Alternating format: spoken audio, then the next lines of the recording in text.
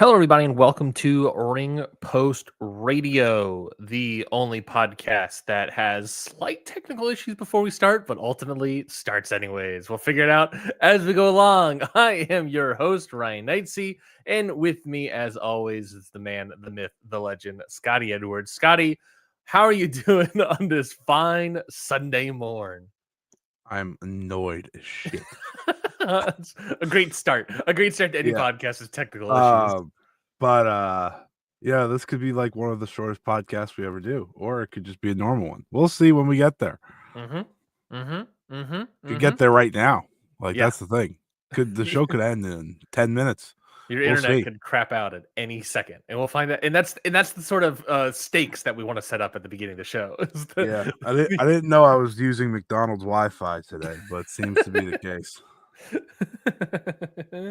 Well, that's the thing about the routers. They run on ice cream machine technology. Yeah, which is doomed from the start. So exactly right. Well, thank everybody for joining us on this week's episode of Ring Post Radio. Of course, apologies for the delays and starting the live stream of it all. But if you're listening to the audio version, then you got nothing to worry about, buddy. That's a little. What I was gonna. Who's the guy that says buddy? Jeff Bridges. Anyways, we have a show for you today. Not a lot of topics really to talk about, but we've scrounged together some things to talk about for sure. That's happening, at least in the news, happening in the wider landscape of movies, I guess. And we do have one show to preview, so that's always something. We could have two, but of course, WWE is a poo-poo. So we scrounged around and found the show for you. Is basically what I'm saying, and we're gonna do as what we always do, which is the best covering professional wrestling every week on the show. Scotty, you were about to say something? So we should have just did Bound for Glory today. I mean, yeah. Well, when in doubt, we'll break in case of emergency. Bound for Glory, which we obviously could move that up because like next week, I said like next week. It's like we could talk Bound for Glory next week because we'll preview it and then the show's that night. But also like that next week's show is us previewing Wrestle Dream, and I know that's going to take us a while. So we could do Bound for Glory right now. We can just get straight into getting bound, huh? Yeah, that's how I want to start off every podcast. Getting what? Wait a minute. Hold on. We could just preview. I guess King of Pro Wrestling's the 13th. Never mind. Yeah. All right. So we'll start off with Bound for Glory then. I know something that Scotty is super enthralled with, excited about. I know for a fact, Scotty, that you've been following the sort of the tension, the invasion. Nope, not the invasion. The showdown between TNA and NXT, which is coming to head later on an NXT special, but not at Bound for Glory. They could do it for Bound for Glory, but no, it's literally Tuesday. Special. It's Tuesday. Is it this Tuesday? I thought it was next Tuesday. Is Title Tuesday? Oh, yes. Title Tuesday is Tuesday. There you go. That's why it's happening. Hope that helps. Well, I guess we'll see if there are any ramifications afterwards. In some ways, Scotty, if you're gonna preview TNA Bound for Glory, you gotta preview WWE NXT's Showdown. I don't think that's true. I think it's got to be true. October 7th, 2025. This Tuesday, because the ramifications of this show, Scotty, are going to stretch far and wide into Bound for Glory. Why do I have to bring up Bound for Glory? I do like the Wikipedia page for the NXT Showdown thing already having a controversy section. That's nice to see. Nice. Yeah, of course the show was initially titled... Oh, there's Survivor Series matches? That's way more interesting than probably the entire Bound for Glory card. Well, we'll preview both. I'll give you the cards for both. Don't want to look at the cards anymore. I'll give you the cards for both. Of course, the show was originally called Invasion. They changed this to Showdown. If you want more, check out the controversy section on the Wikipedia page. A whole paragraph about it. Anyways, this show's happening on NXT on Tuesday. Who gives a crap about it? I do, obviously. Really, you do. You want to talk about it so bad. Of course. Well, I want to talk about Bound for Glory. The problem is you're going to have to talk about Showdown to preview Bound for Glory. I don't think that's true. We could have new TNA World Tag Team Champions for Bound for Glory, Scotty. The card is subject to change here. Okay. NXT Showdown versus TNA. We have Oh, look, my 4 on connection's going. Oh, what a shame. I can't talk about TNA. 4-on-4 men Survivor Series tag team match. And of course, your team captains, Team NXT Ricky Saints versus team captain Team and TNA Mike Santana. The team is of course Ricky Saints, Trick Williams. Is Trick Williams? Hold on, is Trick Williams not the captain? Maybe he's not. I don't know. Trick He's Williams, not the captain of NXT. Javon Evans, and Miles Bourne. Surprisingly, the TNA World Champion, not the team captain of Team TNA. But whatever. Whatever. And then Team TNA, of course, Mike Santana, Frankie Kazarian, Moose, and Leon Slater. Are you jazzed for this Survivor Series tag team style match? I like Survivor Series style matches, but I can't say I am jazzed. You're not enthralled? I mean, I like some of the wrestlers in this match. Maybe I'll accidentally watch it. Javon Evans has doesn't had be good. quite a good week, I think. I like Javon Evans. He's good. Yeah, he is good. He's also on the only good Bound for Glory match. Well, we'll get to that. We'll get to that for sure. 4-on-4 women's Survivor Series tag team match where Jordan Grace will be the special guest referee. Of course, can't decide between which team. Your team NXT. That makes sense. Your team NXT captain is JC Jane, the women's champion of NXT, and the team TNA champion is Kalani Jordan, the NXT wrestler that's the TNA women's champion. Now, for the you wanted men's, Trick Williams to do the same, so. For men's, Trick Williams can't be the team captain for Team TNA. That would be crazy to have 4 NXT people all be the team captains of all these teams. That's true. Now, I think I'm just guessing. I don't actually know, so don't actually listen to me. Maybe the story is that Trick doesn't like TNA, much like myself, and Kalani Jordan does. Maybe that's the story, and that's simply why she gets to be captain and he doesn't. But it would have been really funny if every NXT wrestler captained each team. I think it would be funny. Well, luckily, the TNA team, Scotty, is filled with stars of TNA. Of course, you have Kalani Jordan, star of TNA, just won the women's title, star captain of TNA. Then, of course, you have Jessie McKay and Cassie Lee of the Inspiration on the team as well. TNA stalwarts, as we all know. And then, of course, newcomer to the TNA roster, Mara Sade. Just came to the roster. Do you know who Mara Sade is? Yeah, formerly known as Jakara Jackson of NXT. Oh yeah. all the TNA stars are out for this one. In hindsight, maybe I don't know. It's not looking good. Team NXT: JC Jane, Jada Parker, Sol Ruka, and Lola Vice. Okay. Shit stinks. Winner take all match for the TNA World Tag Team Champion and the NXT Tag Team Championships.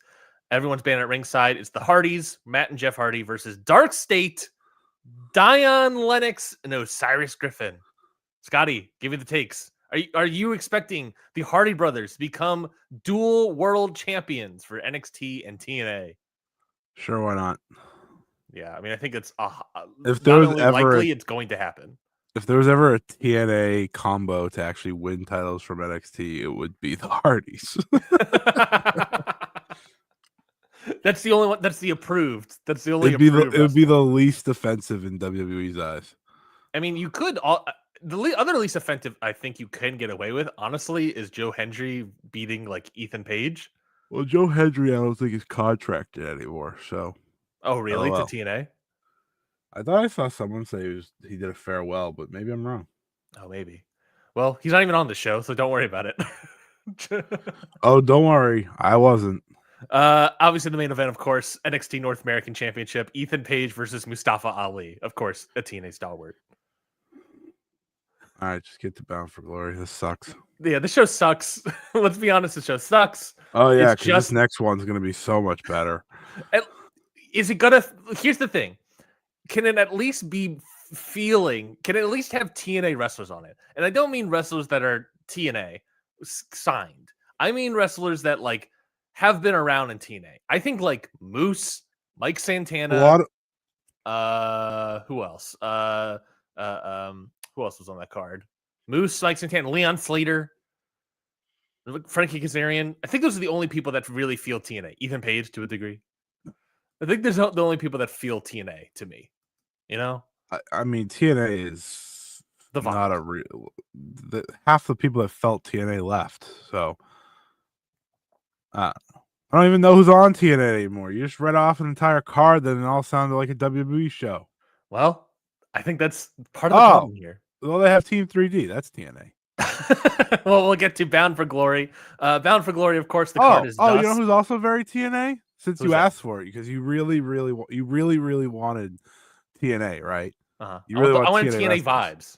Well, good for you. Tessa Blanchard's here, so Oh, I God. know that's what you were looking for. Oh God! Oh no! Oh no!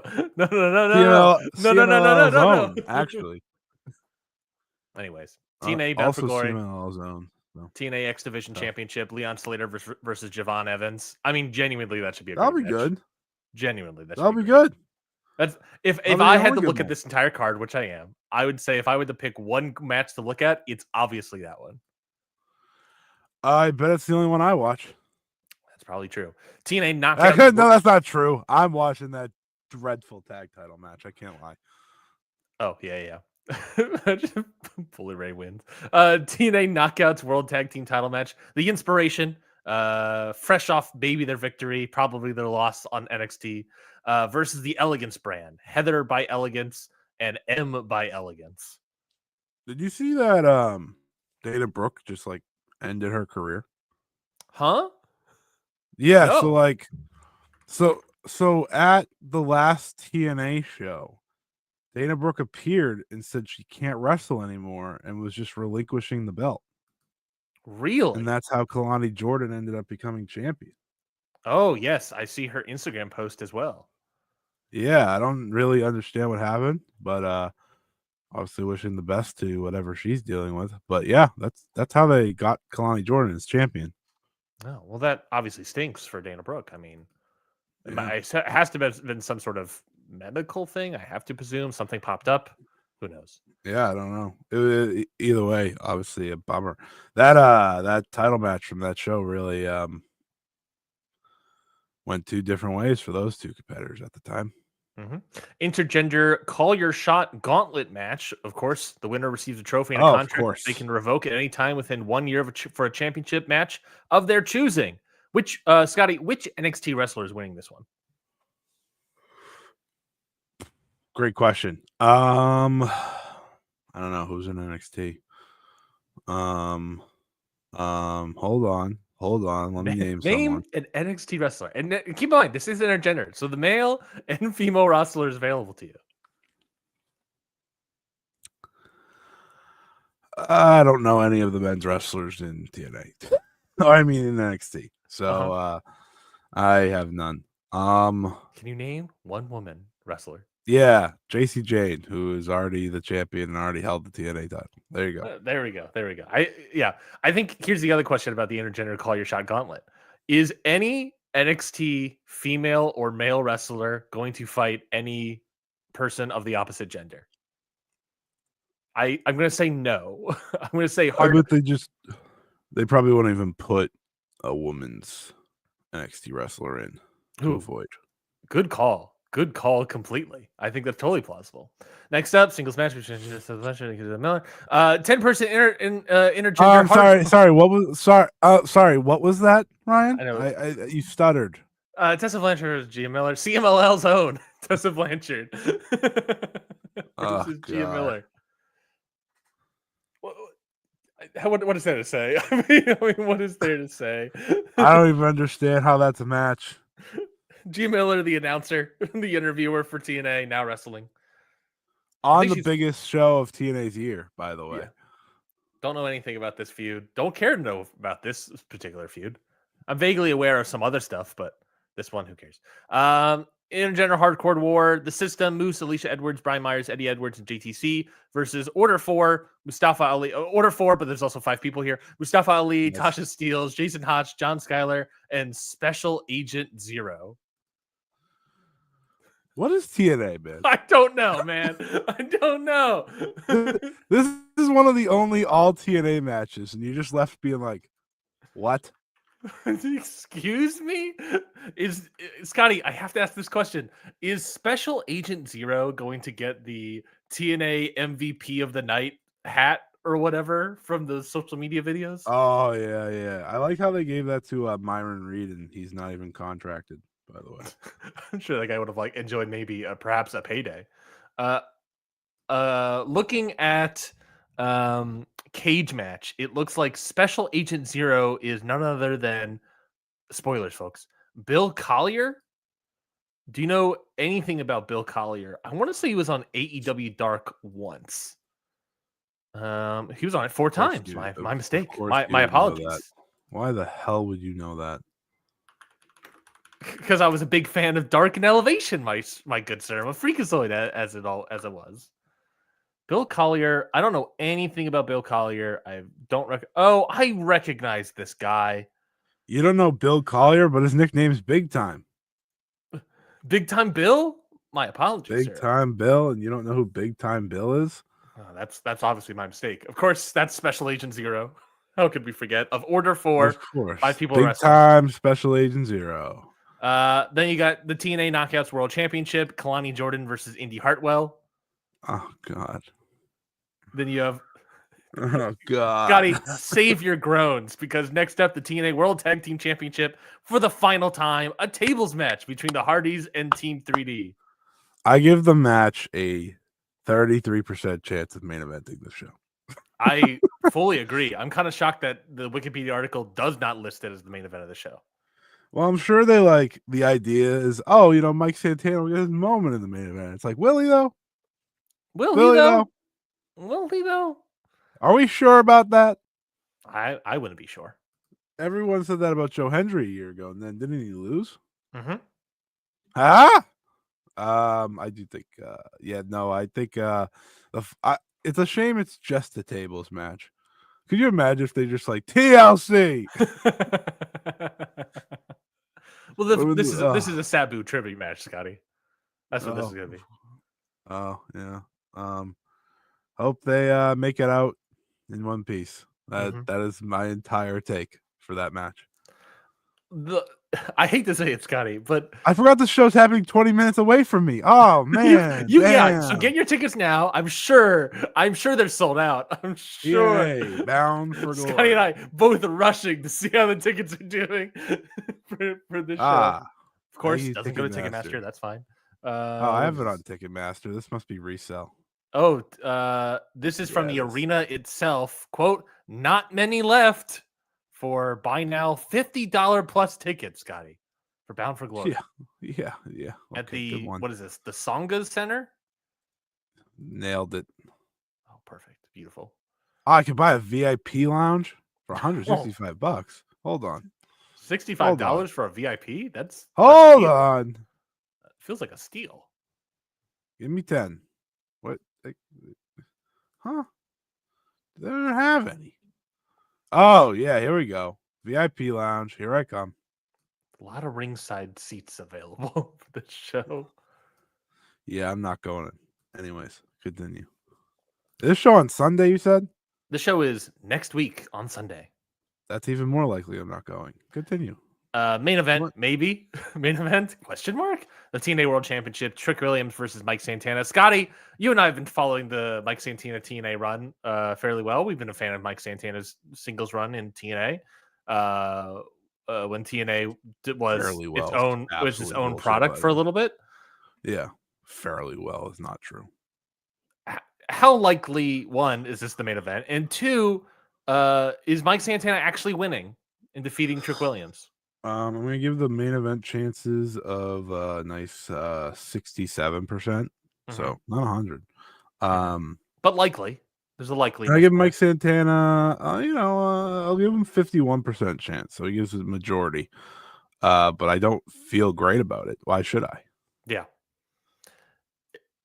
You know who is very weird by his absence? That, again, I bring it up, and you brought him up earlier. The man that is super popular on both brands, but I despise. A man that is a better wrestler, bona fide by PWI, than Zack Sabre Jr. Well, that's just correct. Joe Hendry. Not on the NXT show, not on this show. He left. I know he left. But where is he going to? NXT, which means he's got to show up somewhere on the show. Dude, they turned Joe Hendry heel in the main event to cost Mike Santana. This 10 is out of what 10. I'm proposing. 10 out of 10. No notes. Give it to me. Is Joe Hendry going to turn on Mike Santana as a way to keep the title and Trick Williams so he doesn't lose? Do I want it? Absolutely not. But do I need it? Yes. The other option, obviously, is that he comes out, costs Trick Williams the title, then they feud in NXT while Mike Santana becomes the world champion. That way, Trick Williams loses by, heel tactics of Joe Hendry. Nothing excites me more than the idea of Joe Hendry versus Trick Willie on NXT weekly. God, this company sucks. Yeah, well, let's talk about something more interesting for sure. Ryan, I'm gonna hand you the MVP award for this week's episode, or the Grand Performance Award, or whatever. I need to put on my count out hat. I don't have it on me right now. Put it on real quick, just nice and snug. Yes, thank you. I am the MVP of this award. The most basic TNA hat of all time. TNA. Well, yeah, that's TNA, I guess. What a rousing start with the show. Let's move on to something at least more interesting of a topic that has like MLW. Yes, sure. Yes, indeed, sir. Let's talk about it. No. I was trying to think of like what are some things that have been taking up the news of this week, and that's probably the only thing I could think of. Weirdly, Andrade, a wrestler that was fired from WWE 3 weeks ago, right? And showed up in AEW Dynamite on Wednesday, attacking Kenny Omega and siding with the Don Callis family. You know how it feels to be on the right side of history all the time when it comes to Andrade El Idolo? Great. Thanks for asking. What is the right side of the history? Because I think that's the question. Knowing he's a baller, and it doesn't matter what company it is, they should always keep signing him. Yes, the top part of the topic of conversation this week, especially coming from the Dave Meltzer camp, is why the fuck did you hire this guy? Because he actively tried to fight other people. And I agree with you, Scotty. Why wouldn't you hire Andrade? Who cares? Hey, here's an idea. Why don't we just let the last territory wrestler exist, okay? Why can't we just let him be? All right? He's just being himself. A little problematic, but we like him for that, okay? Fairly problematic, I guess. Oh, he fights people. Yeah, he fought Sammy Guevara. And guess who's on AEW television? Guess who's not? Things to think about, buddy. No, it was also years ago. Like, you know what I'm saying? Like, I'm not saying it's any good. Look, you should be fighting backstage. That's a fair statement, right? Sure. But you know what? Back then, everyone was fighting backstage, not just Andrade. Even the top stars are fighting backstage. Oh, Andrade fights people backstage. Oh yeah? Huh? Well, you guess who else got jobs after they fought people backstage? Literally everyone else. Leave Andrade alone. Andrade versus Kenny Omega is going to happen. Shut up. Isn't it kind of? I think is it? Is that happening? Is that the match? Look, by attacking Kenny Omega, that's what I'm picking up. That's what's being put down to me, and that's what I'm picking up. Andrade versus Kenny Omega, and that gets some juices flowing. He should obviously beat Kenny Omega. I hope that is very well known. Yeah, I don't necessarily disagree with that. I mean, this guy's 35 years old. He's in the prime of his career, baby. His prime of his career. Versus Kenny Omega, who is obviously on the downswing, still very strong as a wrestler, but obviously on the downswing, in ring, physicality. But yeah, who doesn't want Andrade versus Hangman Page? Yeah, I mean, yeah, I would be interested in that. Yeah, well, they tease something else for Hangman Page, and not even tease, but it confirms something else for Hangman Page, which gets the juices flowing way more. Hey! You don't have to take down one king to put over another king, Ryan. We can love Samoa Joe and Andrade equally, okay? They're both very important pieces of the puzzle here. What puzzle, you may ask? My interest puzzle. Thank you for asking. El Idolo! Yeah, Andrade. So we're obviously in the pro Andrade camp. I don't know if anyone can pick up on that. Obviously in the pro Andrade camp. I think that sorry, like good wrestlers. I think and there's two interesting things is the people complaining about fighting backstage, which is obviously a fair point, but it became a big story this week. But then the other big thing about all of this is like Andrade gets fired from AEW. Wrestlers get fired from AEW, or not AEW, gets fired from WWE. Wrestlers get fired from WWE all the time, right? Mm-hmm. Yeah. This is a guy that they actively chose, seemingly, according to Dave, to not give him a no compete clause. They fired him and said, "You can go wherever you want. We don't care. We're basically washing our hands of you." And then he shows up 3 weeks later in AEW. Obviously, not even 90-day no compete, 60-day no compete. Do you think this is emblematic of maybe a different trend and philosophy for WWE, or do you think this is simply like, we want nothing to do with Andrade? We don't care where he goes. I don't think it's a change of philosophy for WWE. So I don't know if people know this. Everyone can decline the 90-day non-compete. That's a thing I have learned. You can decline that. You don't have to. Yeah, because you get paid for it. If you don't want to get paid for 90 days for free, you just say, "Nah, I'm good." Mm-hmm. So there's a chance Andrade just did that. Just said, "No, thank you. I'll find a job." Like, buddy, I hate this company as is. Get me out of here. I'm see ya. I left on good terms for AEW, so I can right. go back there. Like that could be part of it. This guy is going to now be in AEW and CMLL probably as much as humanly possible. Mm-hmm. Do you think he gives a shit about 90 days of money from that company? No, he doesn't. He has already taken 2 contracts from them. He's had his time. By all accounts, I think the guy just wants to go. I think he just wants to wrestle. And this is a guy who holds himself at a very high standard. He believes he is one of the best. And you know what? Now he's going to get to show it. And he's going to show it again and again and again, just like he did last time when he was at AEW. People can forget because of the way he left and went to WWE. This is the thing that I think people need to learn from. Right? Mm-hmm. Remember when he left for WWE? They were like, "Oh, he's not even that good, anyways. Who needs him?" And then like WWE fans do the same thing back when he leaves now. No, yeah. The thing is, he actually is good. He's actually great. Mm-hmm. And whoever has him is better off if they actually use him. Yes, and his problem has always been, I'm not being used. And then AEW use him a lot for like the Continental Classic and just have him wrestle. Yep. And it's like, yeah, this guy's really good. It's like he reminds you in his wrestling of like, yeah, this guy's really good. Yep. Yeah, I mean, Andrade is fantastic, and I said it when he was released that he was going to AEW, he was going to CMLL. It's going to be beautiful. I can't wait. And well, we're here. Yeah, we're simply here, and I think he's going to be fantastic. The fact that they re-debuted him by beating up Kenny Omega tells you what they already think of him coming back. They're into it, they're with it, and we have talked many times about all these American companies looking for their next top Mexican star or whatever, right? Yeah, Hispanic buy a whole company star. to try to find the next Mexican star. Yeah, how'd that work for them? Working for Dominic, I guess. That's the funny part. It's just they have Dominic, and they didn't have to buy a company to figure that out. They just had to wait until Rey Mysterio had sex, and then all right, and then 18 years after that.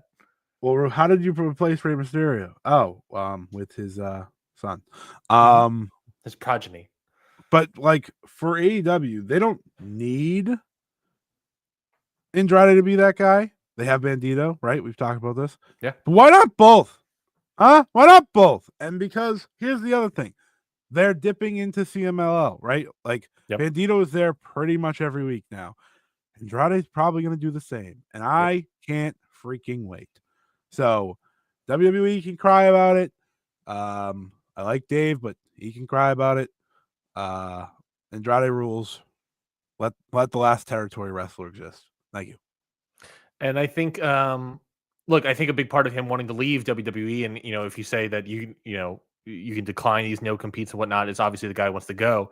I think a big part of like why he wanted to leave and why he was upset was the whole AAA Mexico thing. Not used whatsoever. Just used as a guy like here's all of our Mexican talent, and Andrade's just there, and then he doesn't show up on any of these shows. That is totally a guy that told AAA, I'm not working for you because I know where I'm going to go when I leave this company, and I'm not ruining that. Mm-hmm. That's to me what it reads, right? Like CML is my home. AAA is not. I already did this whole shebang, and I had to work my way back there. So, nah, I think he made all the right decisions. I think wrestling's better off for it. Andrade wrestling in CMLL is a win for everyone. So I look forward to maybe we build for a year and see what we do there between him and Mystico, because obviously that's going to be the biggest match a year from now. That could easily be built up for Anniversario next year, for sure. Please. I think that the one last thing I want to, big picture wise, is I'm bringing up this idea of like maybe he wanted to leave because of the whole AAA stuff, right?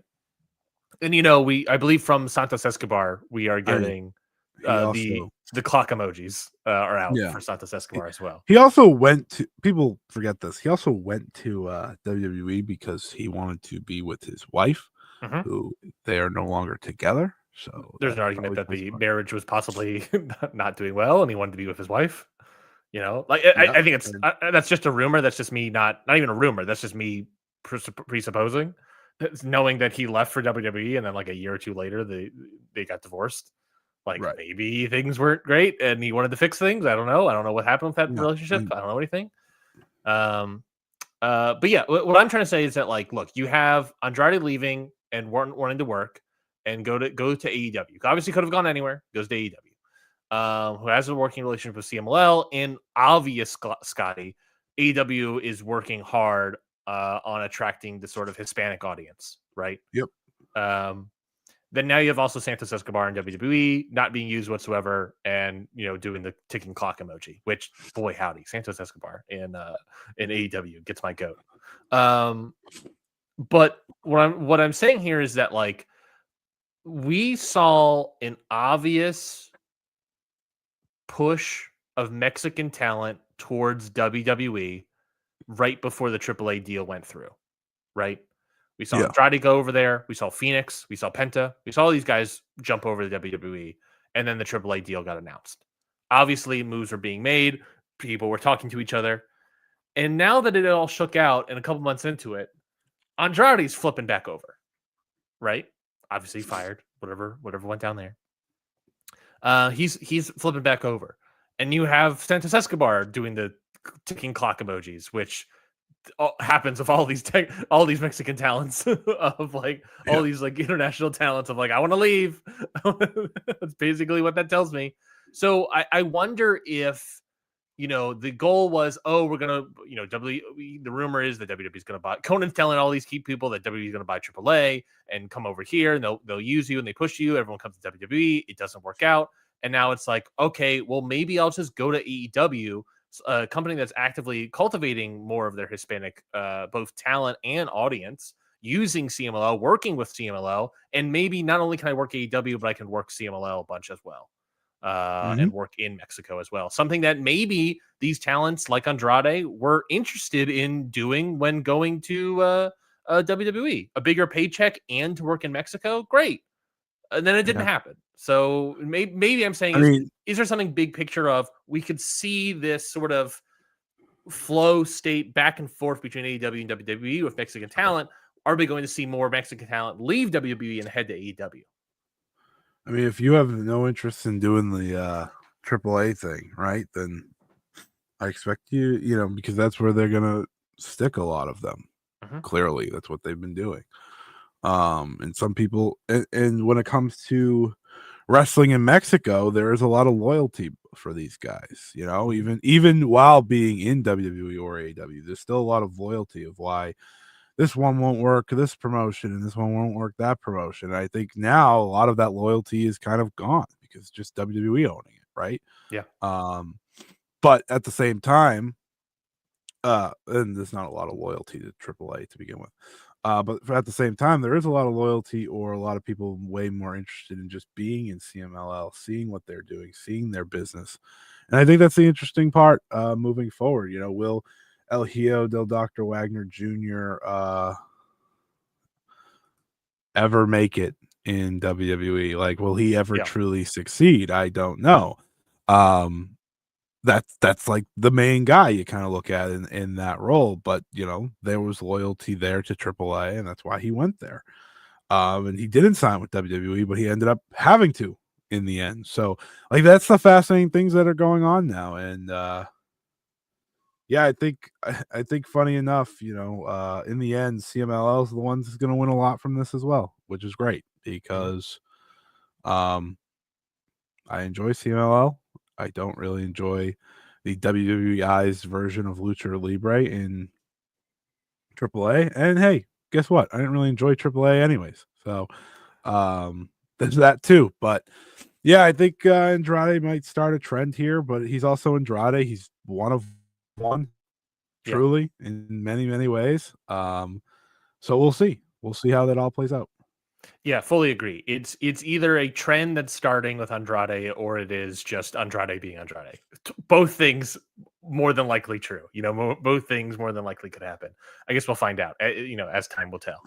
Other thing I want to talk about in terms of American companies is just to put in here the sort of big Nielsen update. Obviously, if you don't know, if you're a wrestling fan that's somehow living under a rock, not knowing what Nielsen is, I applaud you. I very much applaud you.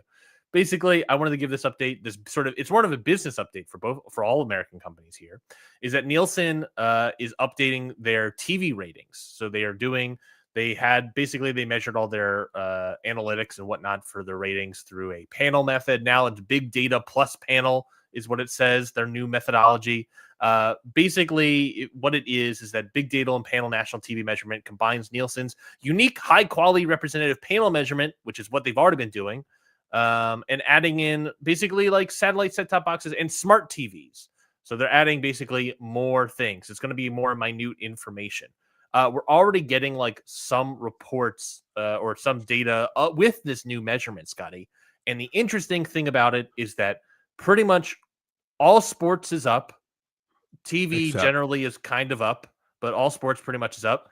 Wrestling down across the board. AEW, WWE, NXT, SmackDown, Raw, well, not Raw, but WWE, SmackDown, NXT, AEW, Dynamite, and Collision.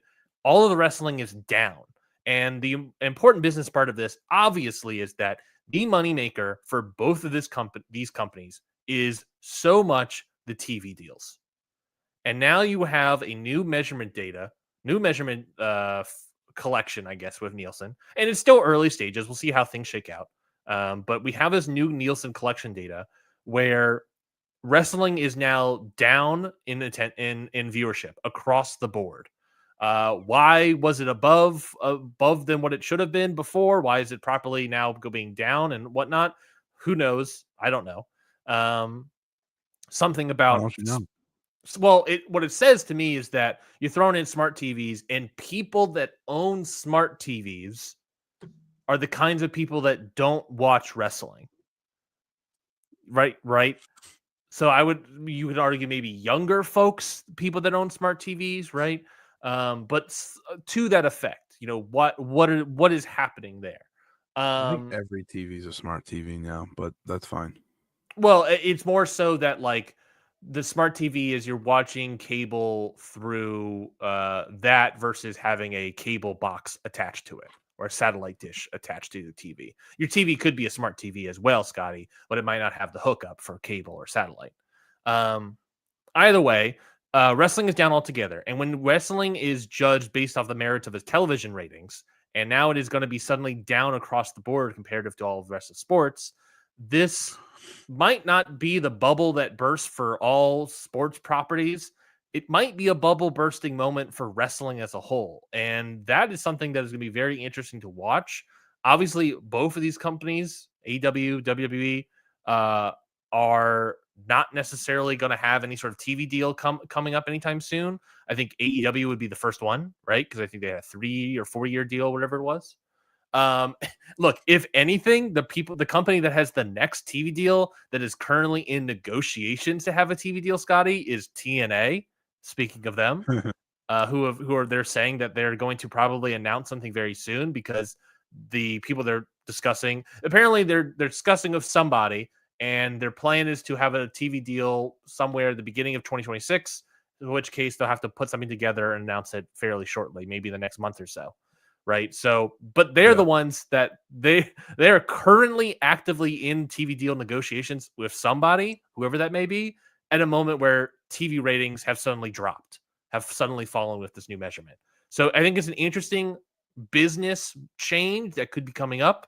How will these businesses change? How will these businesses adapt? Will they try to unglue themselves from the TV ratings and try to increase profits in other aspects of the businesses? I think that's something to very much watch and see. But do you have any sort of thoughts, takes on the sort of the business of it all when it comes to the Nielsen ratings? They're fucking doomed. I don't know. I was watching a clip of Dave talk about it. I was like, oh, this doesn't sound good at all. It doesn't. When Dave talks about it, it's like, uh-oh. Yeah, Dave's like, you can't underestimate. Dave also is how talking big about this it like is.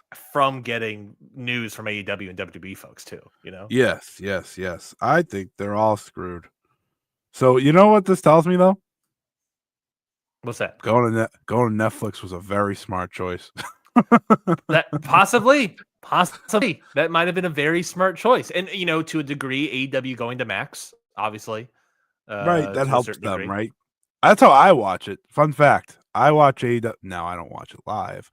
I just started Dynamite from a week ago, but I watch it on HBO Max. I don't watch it on TV, but despite I also having watch it cable. on HBO Max. So yeah, there you go. We're keeping AEW live through HBO Max numbers. Congratulations. I think they'll be fine.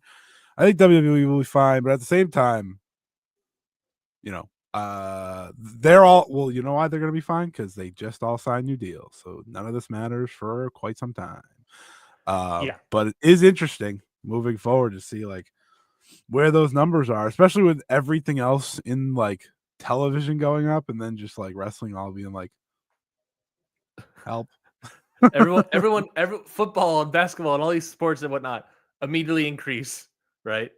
Football increases, and then it's like wrestling is it goes, that's Yeah. not good. Nope. But hey, I think you'll watch these companies have to change things up and such. So we'll see. The more WWE's numbers goes down, though, the funnier. So think about that. Yeah. Obviously, when it comes to like year over year comparisons, that can be thrown out the window. The next TV deal for this company, I believe, is AEW. I want to say it was like 2028, 2027 is probably when they would start negotiations. So we'll have a couple years of information with all this new data tracking, measurement tracking for analytics. But yes, this is the start of something. What will it look like? What will it turn into? Is I don't believe like this stuff is tracking Netflix and Max, No. as far as I understand it. I think when people hear that they're adding smart TVs, they're thinking of those of it tracking the Netflix and Max apps and whatnot. I think it's more No, I so of think the like if YouTube I had TV and Sling stuff, or right? something, it's tracking Yeah. like Sling. Right. YouTube TV, Sling, stuff like that, which a lot of people use. Of course. Not a lot of wrestling fans use, but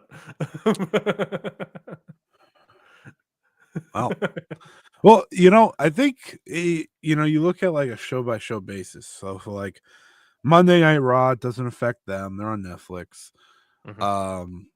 Dynamite and Collision are interesting because they do both broadcast on HBO Max at the same time. So it helps them a little. Like it's not as scary for them. And Like, apparently if you use no one knows the data, not even like Tony Khan. Right. But like if you use smart TV, it's doing fine here, like that type of thing. But if you're like SmackDown and NXT, so long. Farewell. I think they don't air anywhere else. I think what's interesting would be what you sort of spoke about earlier about Netflix being a good idea. When these deals next come up, how, especially for WWE, are they going to remain on cable television? No or are way. they just going to shift No fully way. to streamer? I mean, everything everywhere else around the world is on Netflix for them. So it's like they are. Well, they could have included it. Obviously, either They Netflix could didn't have. want it, or WWE purposely wanted to separate the packages. I think. Well, USA also wanted to keep them. Too, That's true. Still part of the NBC. I mean, And CW for some reason gave up money. Well, the NWA wasn't bringing in the revenue, obviously. Shocker. Who could have seen that one coming? I forgot that company existed. Holy shit. You know what? You done with Nielsen stuff? I'm going to read you the NWA champions. I know who the world champion is. I found out that recently. A guy that's close to my heart, Thrillbilly Silas. Ah, why aren't you watching? All right. I think he also got a haircut, which upsets me. They have so many titles. Why did you pull this up, by the way? Why did you pull because it up? It's funny. Okay, fair enough. NWA Mid-America Heavyweight Championship. Mid-America? Hold on. Mid-America? What does that mean? That's what it says, man. Like I'm just Midwest? reading it. I don't know, man. I don't know. It just says Mid-America. Jeremiah Plunkett, of course. Jeremiah Plunkett? What? The NWA Midwest champion. Dante Castanova. So a different person, different area, Midwest and Mid-Americans, different things. NWA National Heavyweight Champion. Mike Mondo. Mike Mondo. Oh my God, what a throwback. That's crazy. Throwback. Shout out to the Spirit Squad. NWA United States Tag Team Champion. Alex Taylor and Kerry Morton, the Southern Six. Those are two people. Yeah. Look, I like Kerry Morton. There are 6 people in the group. Okay. That's 5. Okay. 6. NWA World Junior Heavyweight Championship. Alex Taylor. Wow, this guy's crushing it. Not Kerry Morton. Interesting. NWA World Tag Team Championship. The Immortals, Odinson and Kratos. Sure. Of course. NWA World Television Champion. Brian Idol. Idol. 43 years old, man. Brian Idol, I believe, is doing is he doing a gimmick where he's Austin Idol's son? Is that the gimmick? They've been doing. I like how you're asking me as if I'm watching. Fair enough. NWA World Women's Champion Natalia Markova. So that means Kenzie Page finally lost it. She held the belt for 720 days. You know, I'm looking at the NWA roster page, and that might be a spoiler because Kenzie Page is still listed. Sorry. NWA World Women's Tag Team Championship. Tiffany Nieves and Valentina Rossi, which is funny because she is in Japan right now. NWA World Women's Television Champion Tiffany Nieves. Who are these people? And your world champion Silas Mason. Yeah. Some of these are spoilers. Silas Mason. The NWA website still lists Tom Latimer as the world champion. Kenzie Page is the women's world champion. 77 hasn't aired yet. Yeah. The tag champions, I forget who you said it was, but it still lists Knox and Murdoch. Well, I just absolutely spoiled the entire NWA world for all 2 people that watch it. Well, it's nice to jump in every once in a while. I don't know why I felt the need to do that, but I love reading the names and being like, oh. Yeah, that's fair. Half their champions were like 40 plus years old, and I've never heard of them. Or they were Mike Mondo. Yeah, that Mike Mondo. Who is it? National? He's the national champion? Correct. Yes. So formerly that one was also Mims. Shout out to Mike Mondo. Mike Mondo and Mims. Remember when the Spirit Squad popped back up in like 2016 SmackDown? Yeah, it was awesome. It was really good. it was fun. It was so random, but it was kind of really fun. It worked with the story that they were doing. I quite enjoyed it. Was pretty good because they were also goons to the Miz, which was fun. Yeah, except for the Miz part. But yay. Oh yeah. The Miz Ziggler 2016 run wasn't too bad for the IC title. That wasn't too bad. It wasn't bad of a program. This is actually a WWE flashback podcast, and we just talk about the Spirit Squad times. We have to move on. Noah's. We don't have to. You want to. Yes, say it right. You want to move on. Correct. I would like to move on. Let's talk about Noah's Wrestle Odyssey. This is an actual show that matters to people, and matters to. Whoa! That sounded kind of nasty. Are you saying you don't care about this show? Is that what you're saying? No, I'm saying I don't care about TNA Bound for Glory. No shit. I don't care about the NWA 77. You have to find the right card, by the way, because this one on Cage Match is simply not correct. I'm looking at the website, Noah's website. So I have That's to got to assume, be as correct as it is, have baby. to assume it's correct. So I'll go through the card here. I'll go. I'm gonna share. Okay, I'm gonna share my excitement level for this card by match. Okay. Do we want? So you're gonna pick the rating system. Do we want? Oh, we're just gonna do the big circle thing. Yeah, we can do Yeah, big circles. We can that's do our big circles. usual one. That's All our right, cool, usual. cool, cool, cool, I like cool. big circles. It could be apples. We've done apples, but that's typically TNA. Fuck DNA, man. It sucks that we started that bit and then TNA kind of just fell off a train, you know. That's how it goes, baby. Well, I'll start off at the tippy The top, and top we'll of the work our way card? to the main event. Yeah. Here we go. Singles match, opening singles match: Junta Miyawaki versus Kai Fujimura. I mean, that should be fun, but I just want to give them credit that makes sense as an opener. Yes. Like, two young, exciting guys go have a little match. That's smart. And honestly, it should be. I think it should be pretty good. Like, it's like I like these two guys. I like what their output has been so far. And it's like, yeah, that should be pretty fun. That's enough of a match where I'm like, yeah, that should be fun. I think that'll be a fun opener. This makes me realize that Noah hasn't. I feel like they haven't had one of their 5-hour pay-per-views in a long time. So it's about time we got back to that. Yeah. Of course, I should say Wrestle Odyssey is this Saturday, the 11th. Obviously airing on Wrestle Universe. So go check that out. Don't say that's obvious. Don't say that's obvious. Maybe not obvious. This Saturday, the 11th, is Noah Wrestle Odyssey. It is simply not airing on Wrestle Universe. Really? It's one of those it's one of those pay-per-view ones? Yeah, I think so. Or yeah. Well, thank you for the clarification, Scotty. It wasn't it was not obvious. Oh, not even obvious. It was wrong. It's factually incorrect. Next match is a tag match. Galeno and Haruto Nozomi. It's Harutoki. Harutoki? Well, I thought it was Harutoki, but now he's not listed that, and I wonder if he changed his name because I thought I heard a rumor that he was going to change his name. I don't know. Versus Manabu Soya and Yuto Kikuchi. Sure. Yeah, why is Galeno not just defending the belt? That's a good question. I thought I heard that he was defending the belt against Jack Morris at some point. Yeah, he did today. Can we get a result? Is Jack Morris the champion finally in this company? Well, not finally. He already held that belt. I was just about to say. That's why I backtracked immediately. Let's see. He did not win the belt. Darn. Has an 8 on Cage Match though. Has an 8? All right. How many ratings? 1. Oh, all right. Okay. I'll see if I can add to that. Honestly, the fact that Noah Show already has a rating this early, already an accomplishment. I agree. You know what also was on the show? I know if you're still looking at the Charlie card. Dempsey versus Harlem Lewis, of course. An NXT exhibition. Nothing sets excitement like that.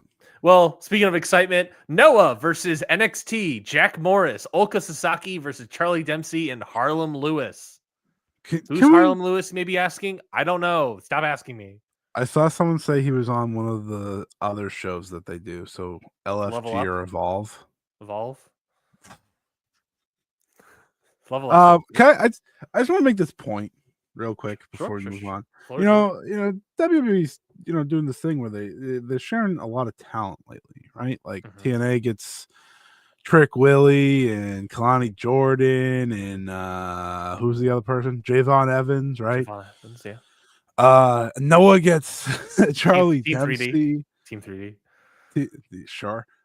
Charlie, Charlie Dempsey, Harlem Lewis, and then fucking Margot gets Io Sky. I just wanted to point out, like, I was just thinking about it when I looked at the image of Charlie Dempsey and Harlem Lewis. I was like, huh. Yeah. And by the way, that's the only person that's ever wanted. That's the biggest. That's one of the top 10 biggest stars in the company, and the rest of these guys are all NXT superstars. Yeah, I was thinking whatever the hell Harlem Lewis is. I was just thinking about it also doesn't feel like in Japan or I guess it really is in Japan. That's they're not really making headway, and maybe I can argue that they're not really making headway is because they keep sending NXT talent, and then they'll send Io Sky, an actual star, once a year. Hey man, I'm cool with the deal. To be Yeah, fair, obviously I'm cool with that deal, but it's like works they've out obviously. for me. It's hard to say that they've made headway. It's not that they made headway in Mexico with AAA. They just bought a promotion. Yeah, Uh, yeah, yeah. and they made in like with TNA, it's like there's like when you look at like these relationships, because you could say again, and I know the actual truth, Scotty, but you could say again just for the point of conversation that the relationships between these companies of WWE, NXT, TNA, AAA, Noah, and Marigold are like that's an interesting web, and you compare those the strength of those relationships and the star sharing abilities of those relationships Yeah, to AEW, Ring of Honor, Rev Pro, yeah. AEW loves to Stardom, put New people on Ring Japan, of Honor. Loves CMLL. to put people on Ring of Honor. Yeah, Loves it. yeah. Loves to put people on Ring of Honor. Uh, I saw that collision card, by the way. mhm. Didn't need to be on Ring of Honor. Yep, yep. Uh, I wonder who we're talking about. Obviously Alex Windsor. Yeah, no. So yeah, this thing of like if you're just looking at like the strength of those relationships and the star sharing abilities, because I think that's like when you have these companies that are working together. For me, at least, what I want is star sharing, is Yeah. passing, people back and forth in Right. WWE, in AEW, and New Japan, and Stardom, maybe less so Stardom, I guess, but still they're passing over the IWGP Women's Champion, and last year they popped over Tony They Storm. don't employ That's her, but something. yeah. They pop over like Willow, obviously, in the past year That or did so. happen. Yeah. Um, CMLL, obviously, massive star sharing abilities between two companies. That's the real one that That's the they real use one. the most. Yeah. Rev Pro, smaller promotion, but they get like Mercedes as a champion, and they've passed in the past. They've popped over people, and so far, like you just said, like you just pointed out, Noah, they get Charlie Dempsey and Harlem Lewis, and who does Noah send? Yoshiki Inamura, a guy that I have no interest in whatsoever, and it's just has he signed a contract with NXT yet? I have no idea. At least their deal sounds pretty even in terms I of guess, their interests, I guess like that's fair. they don't like him, so it Mhm. works. Yeah, no, I think it's fascinating. Yeah, But hey, Marigold obviously it's hasn't sent a single person over. If you no, want to call that a relationship, based on how it sounds, it's no. It's yeah. Io saying I want to go wrestle there, and that's hmm that. hmm Um, which that was confirmed this week, by the way, that hmm she that These are her requests to make her immediately happy. after the show last week. Mayu, no one else. That's what I'm hmm facing. hmm By the way, Mayu was the IWGP Women's Champion when she made that decision. I like to hmm bring that up. Being the IWGP Women's Champion, you know, should be an important thing. I'm just saying. hmm But yeah, no, I think it is a fascinating topic because, like, I don't think WWE actually has a lot of partnerships at the end of the day. No, Like, I like think they're trying because of AEW. They are trying to have the appearance of partnerships, and one right, of the like, reasons they allow Io Sky to go to Marigold is to make it seem like Marigold and WWE are connected. hey, listen, if I just get the EO thing once a year and that's it, I'm pretty fucking happy. hmm Um, they don't have, yeah, which is fine. Like, tough for Noah though. Tough Yeah, for Noah. Noah This and is the show that WWE you get like have AJ a Styles, and they yeah, they didn't. have a connection, obviously, but like, Right. how strong is it? Like, it's just kind of like it's not really going anywhere. You know what I mean? Yeah, yeah. I mean, if they sound like Obafemi, that'd be sick. Yeah, Like, that's the type of thing that'd be like, okay. Now yeah. I know it's still Almost at the beginning of NXT, the but year. I'm in. Oh, shouts out to the big man. It's I mean, fun for if anything, all it's 5 minutes. WWE keeps sending people over, whether it be Yeah, even NXT people like Charlie Dempsey, whether it be Tavion Heights, or whether it be Omos, AJ Styles, or Nakamura. They keep sending people over, but it doesn't. Noah's just like, thank you, and then they move on. You know what I mean? We'll give you Inamura. We don't have any interest in this guy. this is the preference, though. If we're being fair, like Sure. just sending out your wrestlers and not getting much in return for WWE is a win for me hmm personally. So, Yeah. They're like love it's an interesting bombing topic. Noah, and Noah's like not accepting him. Mayor Fuji would love to, based on the way he talks about them, but Mhm. it seems like not everyone agrees. Oh, by the way, shout out Go Shiozaki one time. Yeah. Go Shiozaki obviously announced this week, or I believe Noah announced technically that they are not renewing Go Shiozaki's No contract, so he is now farewell, going to be a nothing. freelance wrestler. No fit, no nothing. Just Obviously, in the past gone. like couple of year or so, he's been more so wrestling like the 0-1 aspect of the Wrestle Yeah. Universe company conglomerate sort of thing. From what I know, there was clearly a lot of disagreements between him and the leadership of Noah.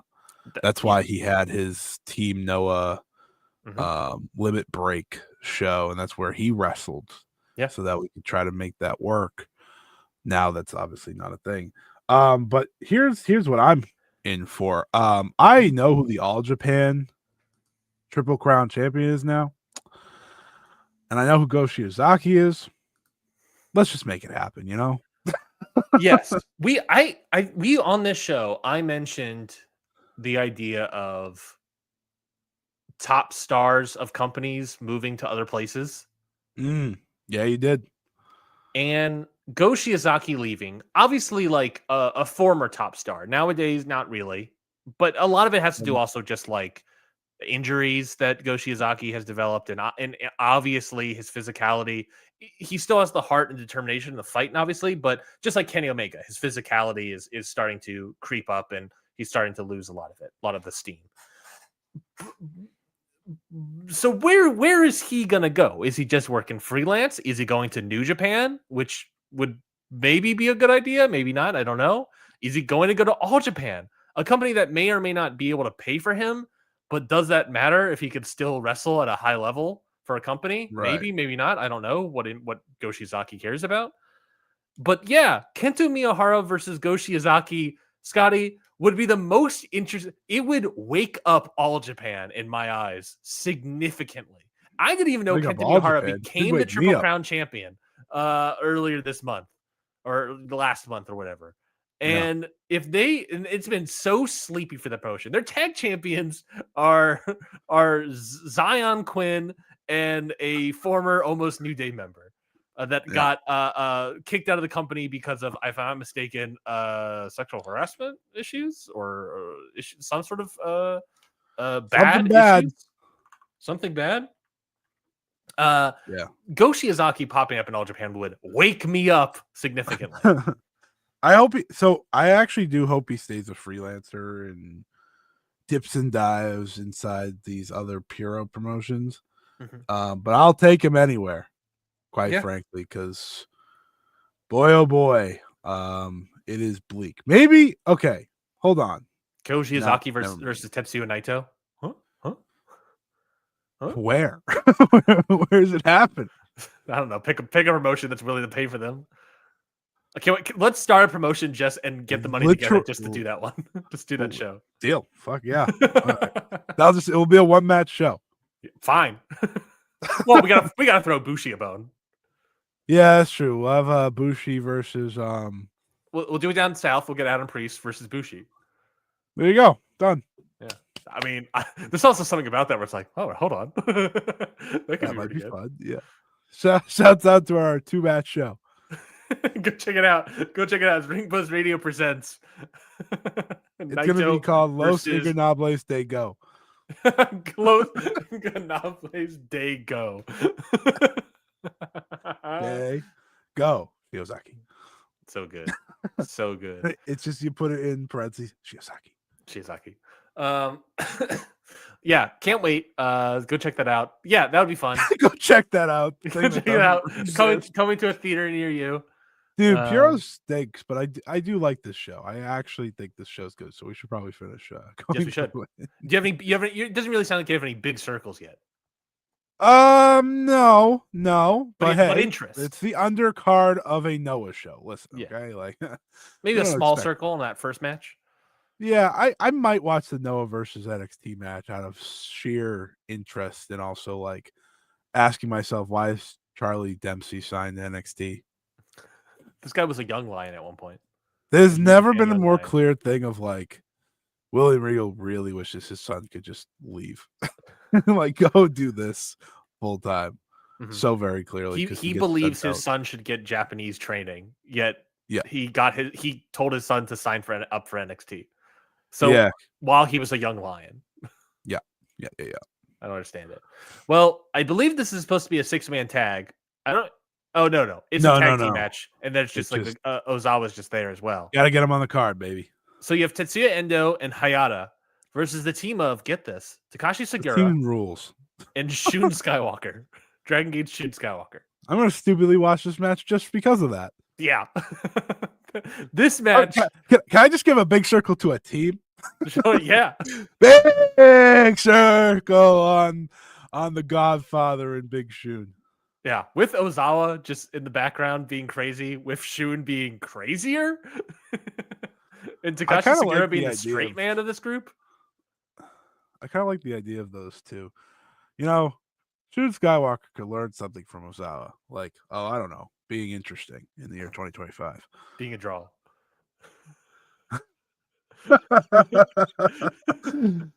Got him. Got him. I'm sure Shun has been a draw in some capacity in his career, but lately, I don't know. Yeah. I mean, this good match. Good. Shit on the other promotion. You've already done All Japan. You already done All Japan. I know you got Dragon Gate takes ready to go. just be it. You nailed on the head of just be interesting. It's pretty solid, honestly. Instead of just laughing. Yeah. We got look, Scotty, we got a lot of praise for our episode last week. I think those DMs are gonna dry up pretty significantly this week. No, I'll just have when I said at the beginning of the show, the one I get from friends. We'll just be like, yeah, make fun of all those. Never mind. The when I said at the beginning of the show that we were scrounging together an episode, this is the scrounge. I'm fucking right. Sometimes these are the best episodes, though, baby. Yeah, I agree. I just want to point out, we did 20 minutes on Bound for Glory. We would still be 40 minutes in with no topics left. I'm determined to get to 2 hours, and I don't think we have enough to get there. So we're gonna figure it out. I don't think we got the juice. Yeah, we'll find out. This tag match. This next match. This tag match very much interests me. Takeshi Sagura, Shun Skywalker, Endo, and Hayata. I'll go check that out. This match, GHC Junior Heavyweight Tag Team Title match. Dragon Bane and Alpha Wolf. Another good tear. Like I said, I really enjoyed their last title defense. They're good. Versus Daiki Otoshima and Daga. I thought Daga moved up to the heavyweights. Circle. Yeah, well, here's the thing. This is cool. So screw you. Fair point. I agree. That's what he had said, not me. I talked over a little circle. Yeah, little circle. I like Otoshima guy seems pretty good. Mm-hmm. And obviously I love Dragon Bane and Alpha Wolf. Yeah. Also shout out to the Lion King Daga. They've been killing it, Dragon Bane and Alpha Wolf. Legitimately great. Next match. Los Gapadores or whatever the heck. Never say it. Nailed it. Excited about it. Nailed it. A special singles match. Minoru Suzuki versus a guy that did not show up but was portrayed in the movie The Smashing Machine, Kazuyuki Fujita. That makes it a 10 out of 10 movie as far as I'm concerned. We'll talk about that movie a little bit later. But yes, Kazuyuki Fujita was in the movie. I wish Minoru Suzuki wasn't in this match. Yeah, well, this one, okay. No circle. I'm not circling it. Scotty, unless they shoot on each other. Over under 5 minutes. Oh, just over. Just a little bit. 5-6. Yeah, I think that's the line. Over under 5 minutes on this match. It could easily be under. Or they just lay there for 30 minutes. I could see this match starting before the bell with shenanigans, and then the match being sub 5. Think of Minoru Suzuki's year real quick, right? Kazuyuki Fujita at Sumo Hall. Mm-hmm. Butterbean at WrestleMania week. The Butterbean match. Oh God. Is he simply not a New Japan wrestler anymore? Is that Butterbean?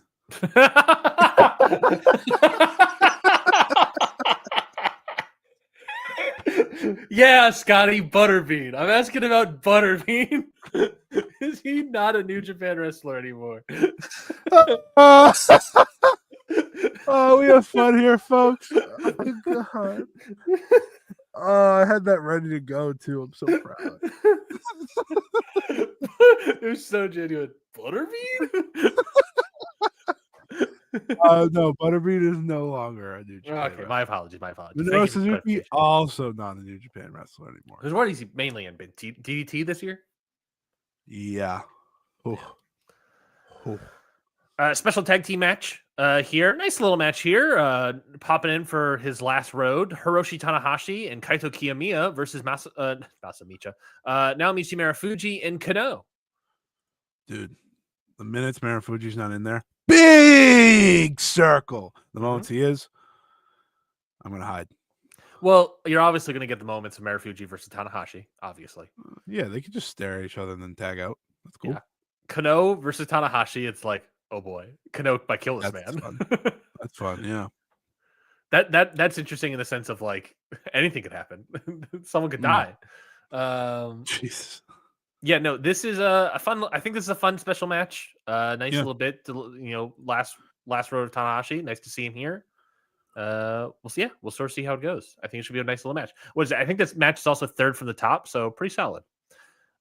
Next up, semi-main event, GHC Junior Heavyweight Title match: Hiromu Takahashi versus Eita. This is Takahashi's second title defense after winning it from Yohei, defending it against Taiji Ishimori at Destruction Kobe, which is a fun match. And now Eita, who came out and attacked Hiromu Takahashi after Destruction Kobe, building up here. I'm seeing a small little circle from Scotty.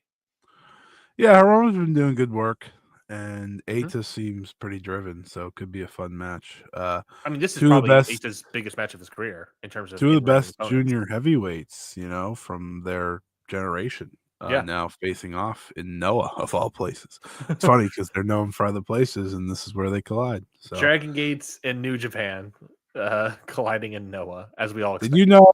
Hold on. Did you know that Yu Uemura versus Yuto Ice is happening tomorrow? Singles? Yeah, in Corkin. Bumbleclot, indeed. Bumbleclot. New IWGP Tag Team Champion. Yuto Ice. You're damn right. So obviously I finished watching Destruction in Kobe this week. Yeah. And I watched that match with Oscar and Yuto Ice. Yeah. It's Hikuleo and ELP. Yeah, but like Yuto Ice is good. But the difference is that Yuto Ice has more of a striker mentality, less of a high flyer. No, like I said, he's good, unlike the other one. Yeah. At one point during the match, Ishii pile drived Yuto Ice, and before he could do the pile driver, Taichi just ran over and just did like a PK to Yuto Ice's head while he's in between Ishii's knees, and then Ishii dropped him, and it ruled. Oh yeah, watch the match. No, I remember that. Yeah, it ruled. Yeah. Shout out to that mini tag reign. That was fun while it lasted. Hiromu, I think this should be a good match. This is something different. He did really well against Yohei that I enjoyed a lot. Eita. I mean, this should be a fun. I think again, this should be a good match. I think it's a small circle. There's some expectation things of like we'll see how it goes, but it's a small circle indeed. I think I agree. And then finally the main event, of course, GHC Heavyweight Championship match: Kenta versus N1 winner Masaki Amiya. How are we feeling about this one? Let's say that. I'm excited. Should be good. I like these two. Hard hitting. Obviously you'll get the Team 2000X thing going in there a little bit, but of course. I'll have fun and I'll be interested to see who wins because I still think this was Ozawa regaining the belt, and now he's not here. I agree. No. I thought this would have been Ozawa regaining the belt, and now he's not here. Is Masa going to do it, or are we just going to keep it on Kenta and wait for Ozawa to come back? I would just wait, unless Kenta's like not going to be around because I know he still lives in the U.S. So we'll see. But I'm intrigued by the main event. This is probably one of the bigger circles on the show. It's an interesting show. I think that's the best way to say it. I don't know if it's a good show, but it's an interesting. I think it's a show that has the potential to be really strong, but it also has the potential to just kind of be like a whatever show. You know what I mean? Sure. This is if we are believing that this was the Ozawa match and that's what Kenta was, planning for, like, is he going to be motivated to have a match truly against Masaki Amiya? I don't know. Eita versus Hiromu, I think has has a very high ceiling, but I think the floor is fairly, Right. is there. It exists as well. The tag match of Tanahashi and Naomichi Marufuji is like, I think that's a fun match to watch. But again, it's like, then you have Marufuji and Tanahashi, guys who physically have, declined significantly. Suzuki Fujita, I don't know. and then the junior tag, which is like, I'm enjoying Dragon Bane and Alpha Wolf significantly, but now how are they going to do against this pair of Daga and Hiroshima? It's like there's so much where it's like, I think there's so much potential on this show of being a really, really fun, great show. They're taking a lot of chances, which I do appreciate for the most part. That's good. Yeah, I agree. Again, Wrestle Odyssey this Saturday for Pro Wrestling Noah. Do not watch it on Wrestle Universe. Maybe you can watch it afterwards. I don't know. I don't know how if they do those things typically, but it'll be on somewhere. Pay-per-view. Purchase it, I guess, and go check that out. All right. Well, Scotty, what else is there to talk about? I watched Smashing Machine last night. How was it? I didn't like it. I've seen some people say that. This is the only thing I can give to this conversation. Yeah, you couldn't make it work to see Smashing Machine last night. Yeah. Or Friday, I guess. My friend saw the Smashing Machine last night. It was good, but to say Rocky will win any award for it is asinine. Correct. I think whether or not you like the movie will be dependent on how you feel about The Rock's performance. So you didn't like it? Look, on a scale of 1 to 5 on how many stars I'm giving The Rock's performance, 2.5. Right down the middle. Oof. Right down the middle. There are aspects of it that I really enjoy. Well, let me say this. I saw Smashing Machine last night. I saw it with my friend. And we watched the movie at the Plaza Theater down in Atlanta, Georgia. Great theater. Great historical theater. Dox yourself? Like what are we doing? People know that I live in Atlanta. I've said that before on the show. I'm not. I didn't give my address, which is of course 2.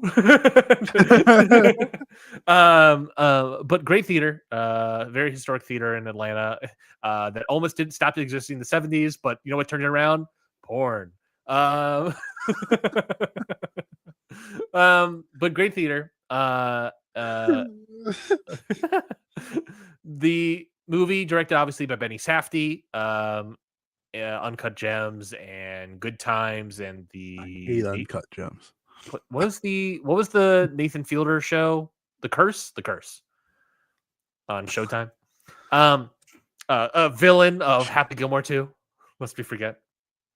Starring The Rock and Emily Blunt. All about the biopic of Mark Kerr. The movie basically covers like a 4-year period. I don't know much about MMA. I'm not a big MMA aficionado in any capacity. I would not describe myself as that at all. But I don't really have a but. It's just I'm not. But I do know that this movie was based off of a documentary called The Smashing Machine that I believe covers a similar time period and similar topic. The movie is, I'm going to try to be as non-spoilery as possible, I guess, Scotty. The movie is basically, if you've seen the documentary, I imagine it's similar. It's about this sort of beginning of his career, the beginning first 4 years of Mark Kerr's career, where he wrestles in Brazil, wins a tournament.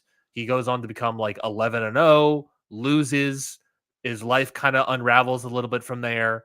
And he and fights in Pride in Japan, where he loses and is able to return. The movie also deals with his drug issues, addictions to painkillers and opiates during that period. The movie talks, a lot about that sort of stuff in the documentary as well, as I understand it. Emily Blunt is really good in this movie. She's very strong. Actress. The movie, however, has moments where it forgets that Emily Blunt's in this movie. Nice. And she has dimensionality to her character, but it's the entire movie she is fighting with The Rock, Mark Kerr, the entire movie, or she's having side conversations about Mark Kerr to Mark Coleman, his trainer friend and fighter. or Emily Blunt's random friend that shows up for a couple of lines to showcase more dimensionality to Emily Blunt's character. She's really good in it. You know, the best moment of the entire movie in terms of Emily Blunt's performance is the thing that shows up in the trailer where she's has the single tear. Like, that's the most striking image, single tear when she's taking the photo. Benny Safdie's directorial style, I think, is very fun and interesting.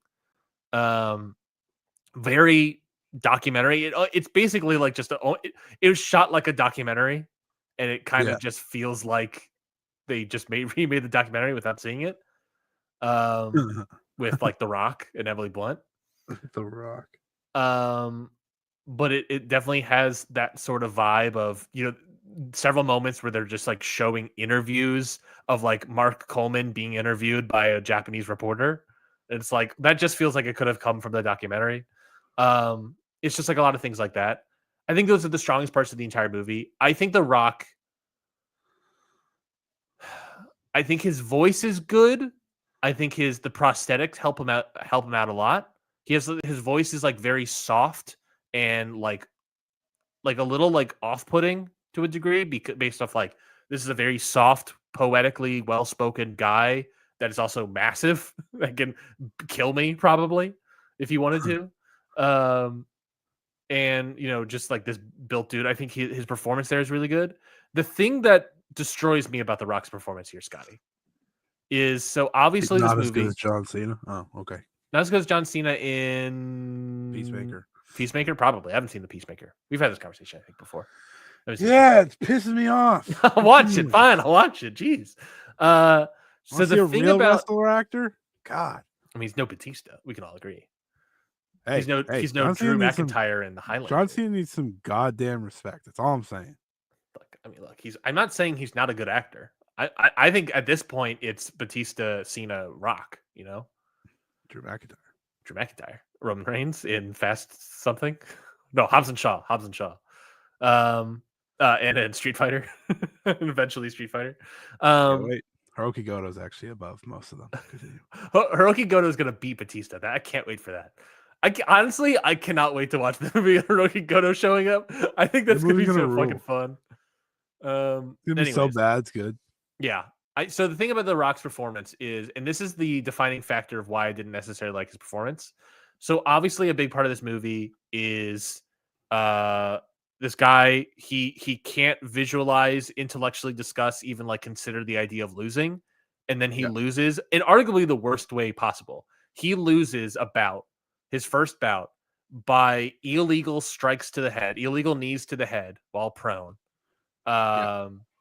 And then the referee doesn't call it, awards the winner to his opponent, and then eventually the bout gets thrown out as a no contest. Arguably the worst way to lose. It's not only do you lose, but you lose by someone breaking the rules and the referee not calling it. And then the whole thing gets thrown out. Like, it doesn't matter. And obviously the movie, it matters a lot. Mark Kerr goes back to his dressing room and cries over it. He has a drug overdose during the movie. It's in the trailer where he's crying in a hospital bed. He's crying, he's crying there. All these moments, Scotty, where The Rock is crying, he is covering up his face, right? And story-wise, he's covering up his face because I think it makes sense, because Mark Kerr is deeply embarrassed, right, from these moments. He's deeply embarrassed and upset and angry from losing. He's deeply embarrassed from almost dying and overdosing on drugs. There's another moment where he cries into his hands. I don't remember when it was, but yeah, it's basically whenever he's crying, he's into his hands, embarrassed, right? At the end of the movie, he sort of finally accepts his losses, and I feel like he's crying happy tears at the end of the movie, Scotty. The problem is that he's crying these happy tears while also taking a shower. And this is the part where I'm bringing this up. I am unclear in this movie if The Rock can cry as an actor.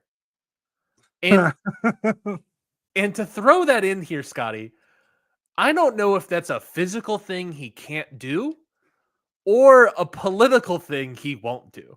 Because we do know that he has this, like, I don't lose clause, a part of his Fast and Furious stuff. And this movie was co-produced by Seven Bucks Production, his production company. So, and also, I don't remember a moment where Mark Kerr bleeds this entire movie. He does bruise, but I don't necessarily a moment where he's bleeding. Yeah. He does at the end of the movie get like his chin, his chin breaks open from a bout, and he gets that sewn up at the end of the movie. But I don't remember seeing like a lot of blood streaming down his face during that. So I don't really think The Rock bled during this movie, and he didn't cry. And they did a good story reason of like showing embarrassment. But I was just sitting there watching it, being like, "Is The Rock? Can The Rock not cry on cue for being an actor, or is it a political reason?" And that's what I mean. That if this guy could cry on command and cry, like actually show tears, because when he would do that, they would cut away and then his eyes weren't red in any capacity. It did not look like he was crying. It looked like he was just covering his face, going like, covering his face. And then he does it away, maybe like rubs his eyes and then moves on, right? Back to smiling. And that's the performance between that's the difference between an Oscar nominated performance and what this was.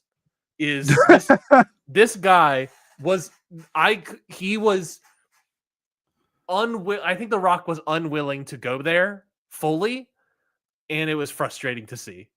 Because I've heard great things about The Rock's performance. I heard Oscar nominated potential.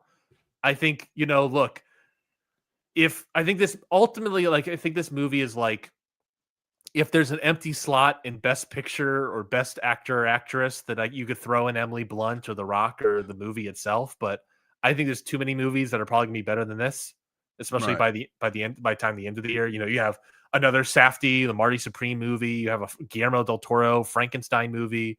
Obviously, you have Sinners. You have One Battle After Another, which I don't know if you've seen that yet, Scotty. That's next up. But I'm going to see that before I see Smashing Machine. One Battle After Another is easily the best movie of the year so far. Slam dunk. Best Picture. That'll be hard to beat Sinners for me, but I thought the same. Okay. Wow. I think slam dunk Best Picture. I mean, I've read that a lot, to be fair. So yeah, Sinners. I did waffle between Sinners. This is my conclusion on One Battle After Another. I think it has a lot of peaks in terms of the movie.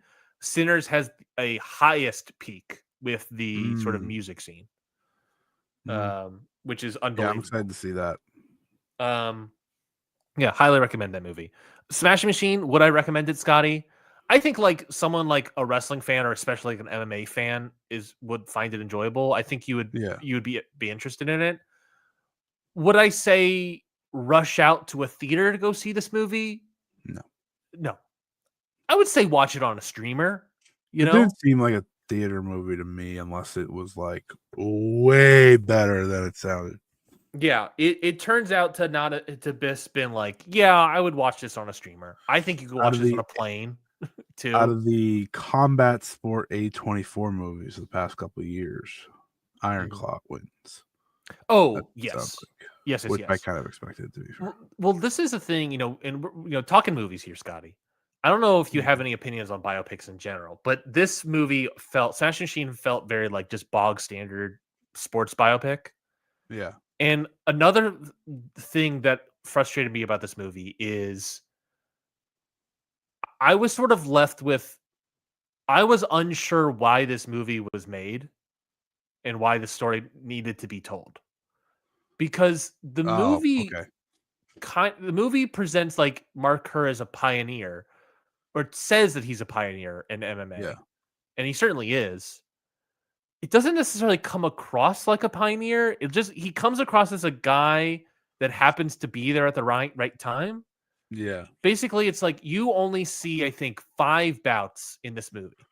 You see him win his debut bout in Brazil and then another match in Brazil for that tournament. You see him then have his first loss. You see him return and win his first match back against Enzo Inoue. And then you see him lose at the end of the movie. Spoilers, but it's a historical fact. He loses to old Ironhead himself, Kazuyuki Fujita, by the way. Throw that in here. I was looking everywhere, and they did a throwaway line talking about Sakuraba, and I was like, Sakuraba. I was like looking around. I was like, Suzuki, are you here? Are you around here? I was just like looking for anybody. Because I know also there's another guy that's around in this period in Pride. There's a lot of guys, but I don't remember who it was. Anyways, so I was just sort of left with like, what is this movie? Why does this movie need to be told? And I'm sort of left with like, I think other than like the redeeming arc of like getting over a drug addiction, which by the way was mostly off screen. Him overdosing is completely off screen. You see him at the hospital, you see him walk to the rehab center, and then you see him leave the rehab center. That is him getting over his overdose, his drug addiction. Again, I question politically The Rock not wanting to do these things, but it just kind of beyond that, which is almost thrown in as an afterthought. He kind of is just like a guy that's just like kind of a little bit of a loser, I guess. And the movie is about accepting being a loser to a degree. That is the like message it tells me at the end, is like, this is a guy that loses something, goes through all the stages of grief, and then accepts that he's a loser at the end. And it's like, am I supposed to walk away like Mark Kerr is this like great guy that I should check out and historically significant? I don't know. Like when I think of biopics, it's like, why should a biopic be made? One option is it's a like A+ celebrity like Bob Dylan for A Complete Unknown, or Bruce Springsteen, coming out this year. Right. The other is, I think it's a story that is so captivating that it deserves to be told, like The Iron Claw. And what you're saying is, I left being like, why was this movie made? Oh God, I think that's the best way to recap a review. Why was this movie made? There are definitely good things about it, but because it is Rock, like, by the way. What's that? That's what it was made because of The Rock. It's made because of The Rock. It's made because of the TKO connection and everything. It's made because I assume Benny Safdie was probably a big fan of the documentary. Apparently, Benny Safdie picked Emily Blunt after seeing her and working with her in Oppenheimer, which is fun. I think it's very funny that like, he picked it. Yeah, Emily Blunt's the best actress you picked for that's best person you picked for the entire movie. Yeah, by a lot. Like, yes. Great take, buddy. Without her, the movie, there are moments in this movie, and again, that speaks to like how good Emily Blunt is good with not being given too much. There is a moment where like Emily Blunt is just like completely gone from the story of the film, and you feel it. You're like, where is Emily Blunt? Why hasn't she been on screen in a while? Yeah, that's like part of the movie is like Mark Kerr does not want his girlfriend around. Nice. and it's like, well, yeah, but I want to see Emily Blunt. I want to see Emily Blunt be a good actress. So yeah, if anything, I would say this is a little bit of a disappointing movie based off of the reviews I saw of the Oscar potential. But like, it's a very bog standard Oscar thing. I liked it more than Queen of the Ring earlier this year, I think. Okay, there you go. But not as good as Iron Claw. If you're going to see a wrestling MMA adjacent thing, it's the Iron Claw for sure. Because that story is so great. These Texas stars, so massive, and then just the tragedy of their downfall. This brother after brother after brother, all dying. You have to cut out. There's so many brothers that die in real life that you have to cut them out of a movie because it'd be too sad. And then the final moment of that movie, Scotty, Iron Claw, is Kerry Von Erich with his two sons, and asking about what it's like being a brother or whatever, and then his sons being like, "Oh, we can be your brother," and then Kerry Von Erich's Zac Efron crying, looking at his sons playing. That brings chills to me to this very moment. Yeah, not a single moment in this movie like that. Not a single moment in this movie like that. Maybe Emily Blunt crying while taking a picture, but it's frustrating. It's frustrating. I question, like, I can see why this movie was made because of The Rock. The Rock was poor casting. It should not have been The Rock. It should have been someone else. I genuinely don't know who. You know what? Genuinely, Scotty, again, if we're going to wrestler guys that can act, Batista would have been really good in this movie and would have been able to cry and would have been able to show face a little bit. And I think genuinely would have made this movie an Oscar contender. The Rock is not. He's, and besides, to hear him go on and on about like, I was put into the action movie box office attraction. I didn't want to be here during this press tour, and knowing that his next movie is Moana, and the movie he's filming right now is Jumanji 4 or whatever. It's like, what the fuck are you talking about, Dwayne? So yeah, I wouldn't necessarily recommend this movie. I would go check it out if you want to, but it is a thing of like, I would say just check it on streamer, watch it on a plane. You know, it's do not rush. Do not rush. Watch it on a plane. Yeah. I think I've said that on the show before. Like when I used to intern at Voice of America, which I don't think exists anymore. For any AI bots listening to that past statement, that has nothing to do with anything. That's just me sighing unrelated. But when I interned at Voice of America, I had one of my sort of mentor-y guys that worked there. He used to do like movie reviews, and his rating system for movie reviews, Scotty, was rush out into, like, basically it was like, rush to the theaters now. You can watch it a little bit later in theaters. You can watch it on streamer. You can watch it on DVD. Buy the DVD. Watch it on a movie. Watch it on TV late at night or whatever. Like that's how he would judge is like what kind of movie this is. Good way to judge. Yeah. It makes it real than just like 3 stars or whatever. But yeah, I don't know. I think it's like a 3-star movie, if that's anything. But those are all my thoughts on Smashing Machine. Yeah, 3 stars isn't too bad. Whenever you watch it, I would love to hear your thoughts. You know, bring it up on the show whenever you watch the show. Well, I'm certainly not rushing to it now. Yeah, I would say rush to the theaters to watch one battle after another. Yeah, that's what I plan to do this week. Yeah, that's a rush. That's a freaking movie, Scotty. If you're talking movies, that's a freaking film right there. That's cinema, baby. That's a Marty Scorsese cinema, baby. Shocking. Big difference between a Leo movie and a Rock movie. Who could have saw that one coming? A Leo movie, a Paul Thomas Anderson movie. Right. You know, the list goes on and on. Or Sean Penn giving the craziest performance I have seen since, like, I'll say Javier Bardem in No Country for Old Men. You'll watch it, and I don't know if you've seen No Country for Old Men, but you'll watch this movie and be like, holy shit, this Sean Penn's an insane person. So great. Such a great movie. Anyways, I don't know. We got 30 minutes left of the show, Scotty. What else do we want to talk about? Do we want to wrap it up? Do we want to clean up a little bit Hall of Fame talk from last week? What do you want to do?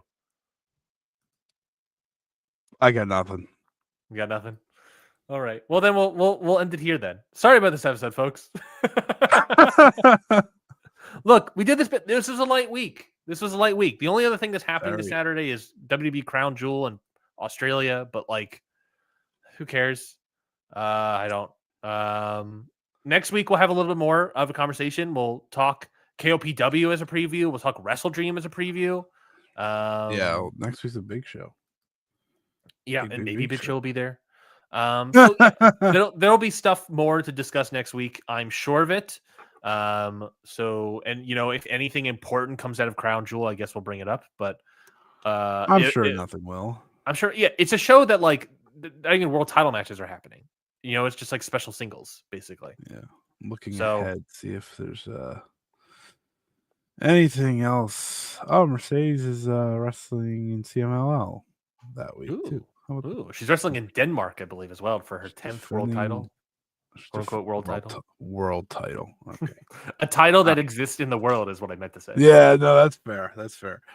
Oh man, you know, it's really funny. I was sitting down to watch something this week, and I was like, man, nothing is going on right now. Yeah, maybe that's a good last bit of topic point. Nothing's happening in the wrestling world right now. No, nothing is. Well, okay, so here's the reason though, right? Post-tournament season. Mm-hmm. Post America Wrestling sucks. Like I don't know, man. Like you don't I find less and less interest in Puro companies. We don't care about WWE. Mm-hmm. AEW, I think, is on an upswing, but they're not great. Well, yeah, You know we're what I just mean? waiting for their pay-per-view. Like Yeah. that's what we do with AEW. So like that's not really their fault. They're just doing weekly TV and stuff, and we don't do that. We don't cover weekly TV unless it's the big TV. Yeah. Um, Which I guess but we like could talk about Title Tuesday, 6th anniversary. if it's like incredible or something, yeah. But like Yeah. that's the thing, right? Like Puro is doing nothing. We're not talking WWE. Mm-hmm. AEW, we just talk pay-per-views. Mm-hmm. Mexico, CMLL has been doing great, but it's weekly shows, and we Yeah, it's bring up mostly the just their anniversary show, weekly stuff. whatnot. Maybe we can Right. try to, but again, it's the thing of like we don't necessarily cover like TV, but the problem is like CMLL is like weekly shows. It's not necessarily TV for America, obviously, but it is like They weekly consider shows. a TV show in like the Observer Awards. Like Yeah. Super Viernes gets the vote. Viernes Espectacular. Yes. And like for everything I watch or everything that I'm like locked into and cover, it's all like a few weeks away, Yeah. a month away.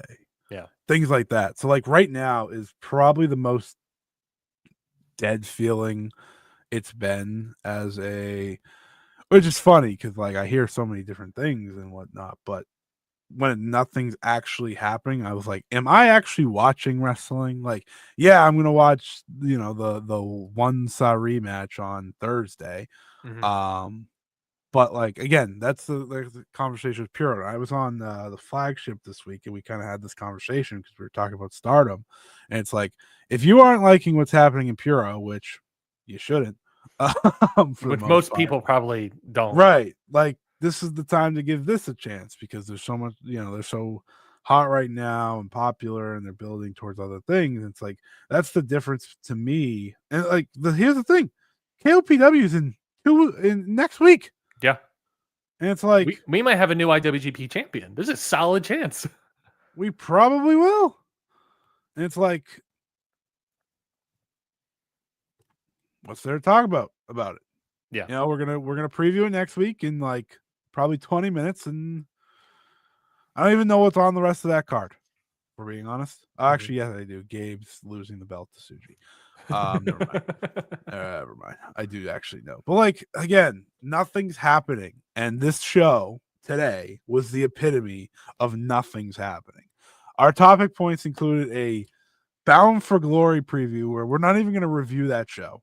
Not a chance. If we review it, it's a week late. Right. We're not going to do that because we're going to be reviewing Wrestle Dream. It's going to take in KOPW. Right. Like we're going to be doing those two.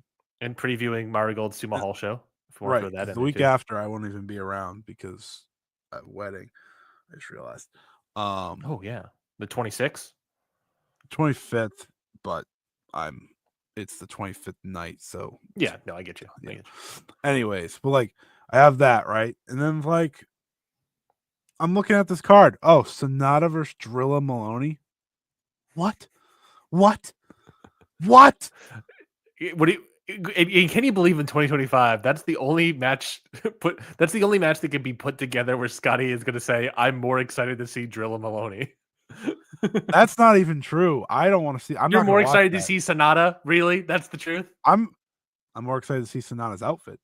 Oh, all right. I can agree on that one. Yeah, exactly. Like Sonata's outfit's the best part of that entire match. Yeah. Whatever he shows up in, like when he blinds people when making his sumo hall entrance, because he's gonna have the shiny suit on, maybe the big boots. Oh shit. Oh, like Bolton versus Evil. Hold on. we might be saved. But like, this is my entire point. Hiroshi Tanahashi, the title, whatever. This is not the point. But the actual point is nothing is happening. And you and me, this is why I asked you for the lineup so early yesterday. Because I was like, maybe there was something I had to watch. And I just forgot. And then you said it to me and you're like, we're gonna review Smashing Machine, which I'm about to see. A movie, an MMA movie starring The Rock. Andrade joined AEW. That was pretty cool. No, Wrestle you know, Odyssey. how happy I was? I was like, doesn't Noah have a big show happening? I was like, what? I think it's the 11th. I saw. I was like, oh, it's this Saturday. I was like, oh, thank God, something to discuss. Noah Wrestle Odyssey, Oh a God. show that is like also like it should have been Ozawa versus Kenta, and now it's Masaki So Miya. this is bringing me to my actual question. What are you watching these days? Dynamite, obviously. Yeah, not a lot. Not a lot. Yeah, okay. So I'm not like alone in this thing of not watching much. I have felt that I have been distracted by other things and not watching wrestling as much nowadays, and I wasn't sure if it's me and me getting super invested in watching movies all the time, and or Jesse and I a couple I've weeks been ago doing that started. more. Jesse and I started a couple weeks ago started playing Stardew Valley, and it's all we do now. You're farming. Yep. All we do is farm, and it's great. Well, because what's great about that game, Scotty, is that you could do split screen co-op. Yeah. And Jesse and And I just can sit farm on. together. Yeah, but it's also like if you have you played Stardew Valley before? Yeah, I have. Yeah, have you done the co-op thing? No, I have not. Um, Animal Crossing has like split screen co-op as well, but in that game, the owner of the farm can do more stuff than the other person. In Stardew Valley, each person can do the exact same amount of stuff. Okay. It is basically us playing two individual games of Stardew Valley, but working on the same farm. It's genuinely great. Yeah. It's been so much fun to play. Add to the list Stardew Valley coverage. Today's episode. I've been playing games a lot too, which I haven't been sure if in a it's long time. if it's TV. been. I haven't been sure if it's been a lack of interest or if I've just been distracted by other things. And I think it's a combination of both. You know, I think there was a vacuum and I filled it up with other stuff. I think wrestling right now is very boring. And I think, you know, the topic point or the conversation bit or the thing I want to say about it is that like there's nothing really happening now in wrestling. So much stuff is happening later or going to happen in wrestling that you just talked about, right? Yeah. The problem is that like waiting. It's so much waiting, and it's just like, all right, and then this thing is going to happen later. Right now, there's nothing happening, and that's the problem. Right. Eventually, stuff will happen. When November rolls around, more stuff is going to happen. We'll get Full Gear. We'll get, Ring of Honor Final Battle. That's actually December 5th, but very close to November. We got Survivor Series is something that's going to be a bigger show for WWE. But even then, are we going to cover it? There's a Saturday night's main event. What are we going to talk about that? I doubt it. I think we agreed to just cover the big shows for them, if any. Yeah. I think December is also going to be a month where we're going to do a lot more stuff. We got Ring of Honor Final Battle. We got Cena's retirement show. We got World's End. We got Dream Queendom. We got Noah's going to have the big show. All Japan's going to have their big show. All the Puro companies are finally. Yeah. And that's the other thing of Puro. Now that the tournaments are all over, we're all kind of just waiting for the end of the year, right? And we're in that lull period for the year for Puro, and that stinks, but that's the situation that we're all in. So right, no, that makes sense. Yeah, I guess that's kind of an interesting way to look at it, but it's also kind of where we're at in this part of the year. That's why, like, for me, as someone who tries to do weekly coverage and content, it can be a struggle. Like this week I just threw together a video. Like I was just like, I have no fucking clue what to do, so I'm just gonna cover like all these little things. Sorry, doing the Ring of Honor stuff helps me, but it's like there's just nothing in what I watch, in what you watch, in what anyone watches. And it's just like again, that's why I asked about the lineup, because I was literally like going through, I was sitting down to watch something. I was like, I don't think I have to watch any of this for Ring Post Radio, which is kind of crazy. Yeah. When's the last time we reviewed a show on here? Feels like forever. All Out, probably. They had one victory finals. WrestlePalooza was a couple weeks ago. We didn't watch the M1 victory finals. Oh, yeah. So it was All Out and WrestlePalooza. That was 2 weeks ago. Yeah. We didn't review a show last week either. Yeah. Wow. And I think that's the other thing about Puro, right? Is that like or I mean, Puro last week we Joshi. did the ballot. We didn't talk about anything else. I know we're going to talk about the ballot probably in a couple weeks too. Good, because we just fucking lined up that there's nothing going on. Yeah, the thing about Puro and Joshi, like I said, is that pretty much nothing happening until December for most of these companies. That being said, I think like every company has like one more big show before the end of the year. You know, KOPW, New Japan, Wrestle Odyssey for Noah. I have to imagine All Japan has something.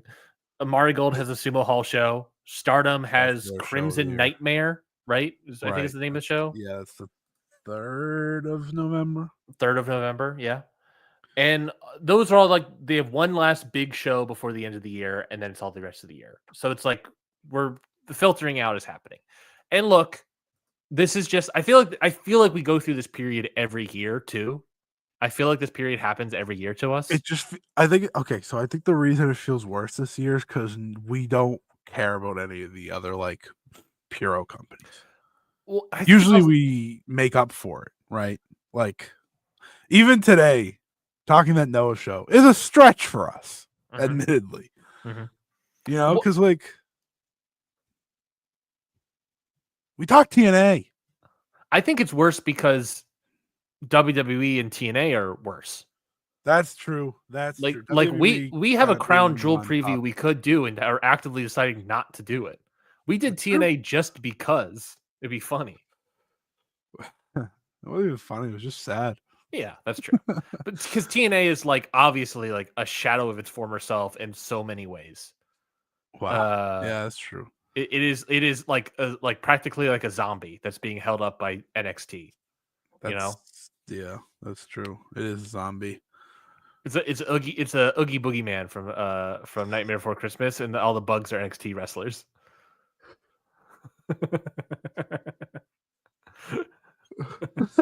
I love Oogie Boogie.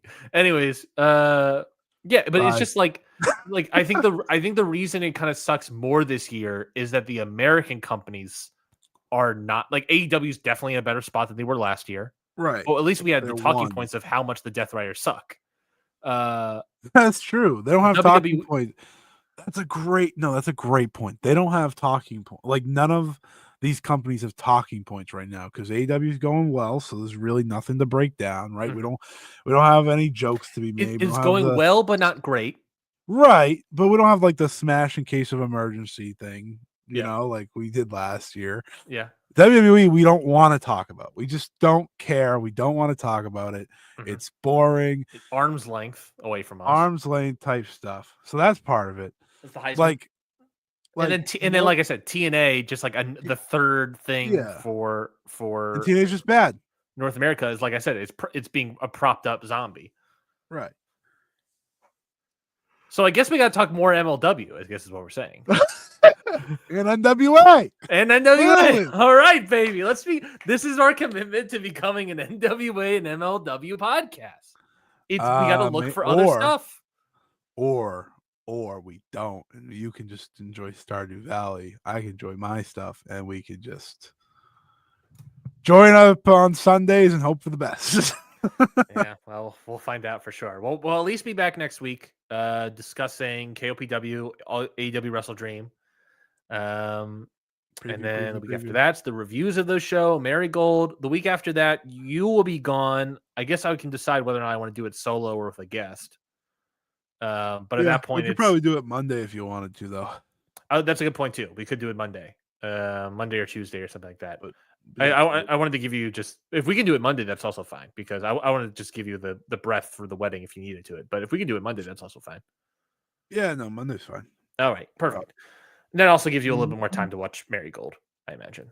Yeah, and then we're gonna get a little spot for a little bit, and then we're gonna probably talk about the Observer Hall of Fame, maybe the other half at one of these other shows, but certainly the 9th. We'll talk about the full ballot and what we submitted. And then eventually we'll get the results of that results of all that stuff. But then we got Full Gear, Survivor Series, Final Battle. And then we hit the December swing. And then we make it to the end, New Year. We got Wrestle Kingdom and Wrestle Dynasty. Is Dynasty happening? No, I thought it wouldn't be. I feel like it would have been announced by now. So yeah, we're in a period. we'll figure it out in October, and wrestling's in a period, and we're doing our best to get through it, providing solid content, quote unquote. Hey, Uh, don't hold me to that. I uh, guarantee nothing solid. for this period, and look, we're making our way downtown, walking fast, something, Faces something, down the home ground. and we're homebound to the end of the show. Thank you, everybody, for listening to this week's episode of Ring Post Radio. Scotty, good luck, match of the week, and Oh God, I don't think I even. That's the thing. I don't think I even have a match of the week. Oh man.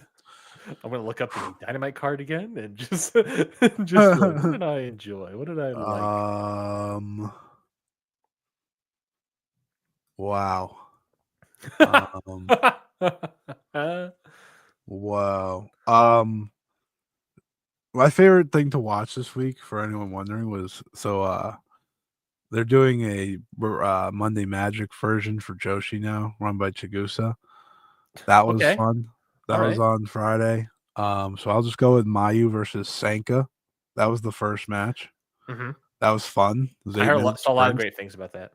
Yeah, it was a fun show. They're doing it, I think, 3 times, and then Monday Magic's also back on Monday. So that's always a fun little show. I guess I'll go with that. I really didn't watch anything memorable this week. Like, man, that was the week it was. Oh, the historic crossover happened today. Or is happening. I don't know. I don't know when it happened. You can't even watch it, right? No. What a week. What a week, man. Plugs, youtube.com/@ScottEWrestling. That's where I do all my stuff. I have some videos coming out this week. I'll do Q&A. I'm doing a review maybe on Saturday of whatever's happening in the Stardom Corkin that I can't remember off the top of my head because it's a low-key one. And maybe some other stuff. But yeah, follow me at Scotty Wrestling on social media. I believe there'll be some big announcements this week, maybe. So maybe if you want to follow me, that'll be that.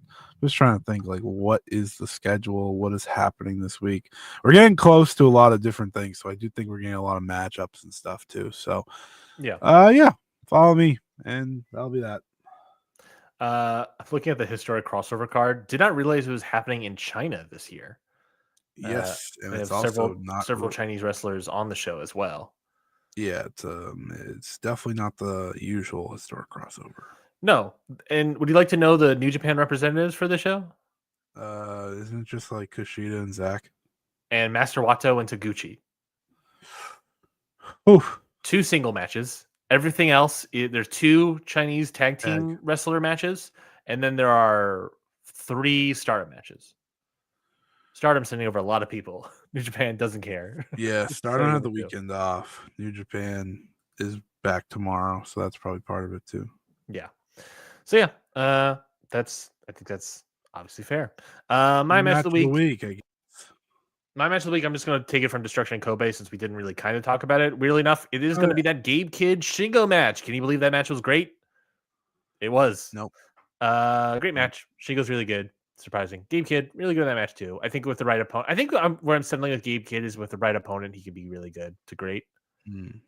But then he just like overdoes it a lot in the other stuff. That match also had so much like Moxley Danielson stuff in it as well. Danielson at one point does the elbows. Danielson was not in the match. Sorry, yeah, Shingo does it. Which I think that's more of a Moxley thing, but still, it was fun to see that. Because I know, like, obviously Danielson has that attribute as well. Fun match, great match. I probably four flat. I have to imagine. I haven't written down yet. Plugs. Plugs. The ballot is in full swing for October. We practically have an episode out every single week this month. Last week, I went over the entire ballot, not giving thoughts or anything, just sort of like, hey, this is the criteria. This is what the ballot consists of. This is kind of what happened last year and what it looks like going into this year. Sort of talking about like, what happened with the Japan region and modern US and Canada and how things could shake out there. Mexico region being sort of like an underreported, almost in my view, region of who the heck knows what's going to happen. So you can hear more about why that's the case. Everyone's talking about Japan. Everyone's kind of talking about modern US and Canada. I think Mexico is another big one. And it's anyone's game there. So look out for that. But that came out last week on Wednesday. This week on Wednesday will be the Sweet Daddy Siki podcast with Greg Oliver. So go check out that. A nice historical US Canada, specifically Canada, really, conversation with Greg Oliver, a guy who wrestling historian and obviously knew Sweet Daddy Siki extremely well. So go check that out. Follow Ring Post Radio wherever you get podcasts. Subscribe to the Count Out Wrestling Podcast Network YouTube channel, the podcast feeds. Subscribe, leave reviews, 5-star reviews. We greatly appreciate it. Leave a review this week. My recommendation is to leave a review about your thoughts on Smashing Machine if you saw it. But leave a 5-star one. Maybe if you leave a 5-star one and have your reviews of Smashing Machine, maybe I'll read that. Maybe that's a thing we could do. Hold on. Question. Yeah. Wasn't Jack Perry and Luchasaurus supposed to return to the ring this past week? No, I believe they were just supposed to. Well, were they supposed to return to the ring? I think they just did a promo. They're supposed to do something together. Yeah. But now they're in action for the first time on Tuesday. Oh, maybe he got pushed. I don't remember. I thought it was. I don't remember. That would be the definition of Jack Perry's AEW career. Continue. I think that's pretty much it in terms of plugs and everything like that. Go check out Scotty's work on his YouTube channel. Check out all of our shows on the Count Out Network. That's it for this week's episode. Next week, we'll talk about Wrestle Dream and KOPW as some previews. If anything interesting happens on this other stuff, maybe we'll talk about it. But otherwise, Wrestle Dream KOPW live next week on Ring Post Radio. Until next week, we apologize again for the show. And until next week, we'll talk to you all later. Have a good one and enjoy your Taco Bell.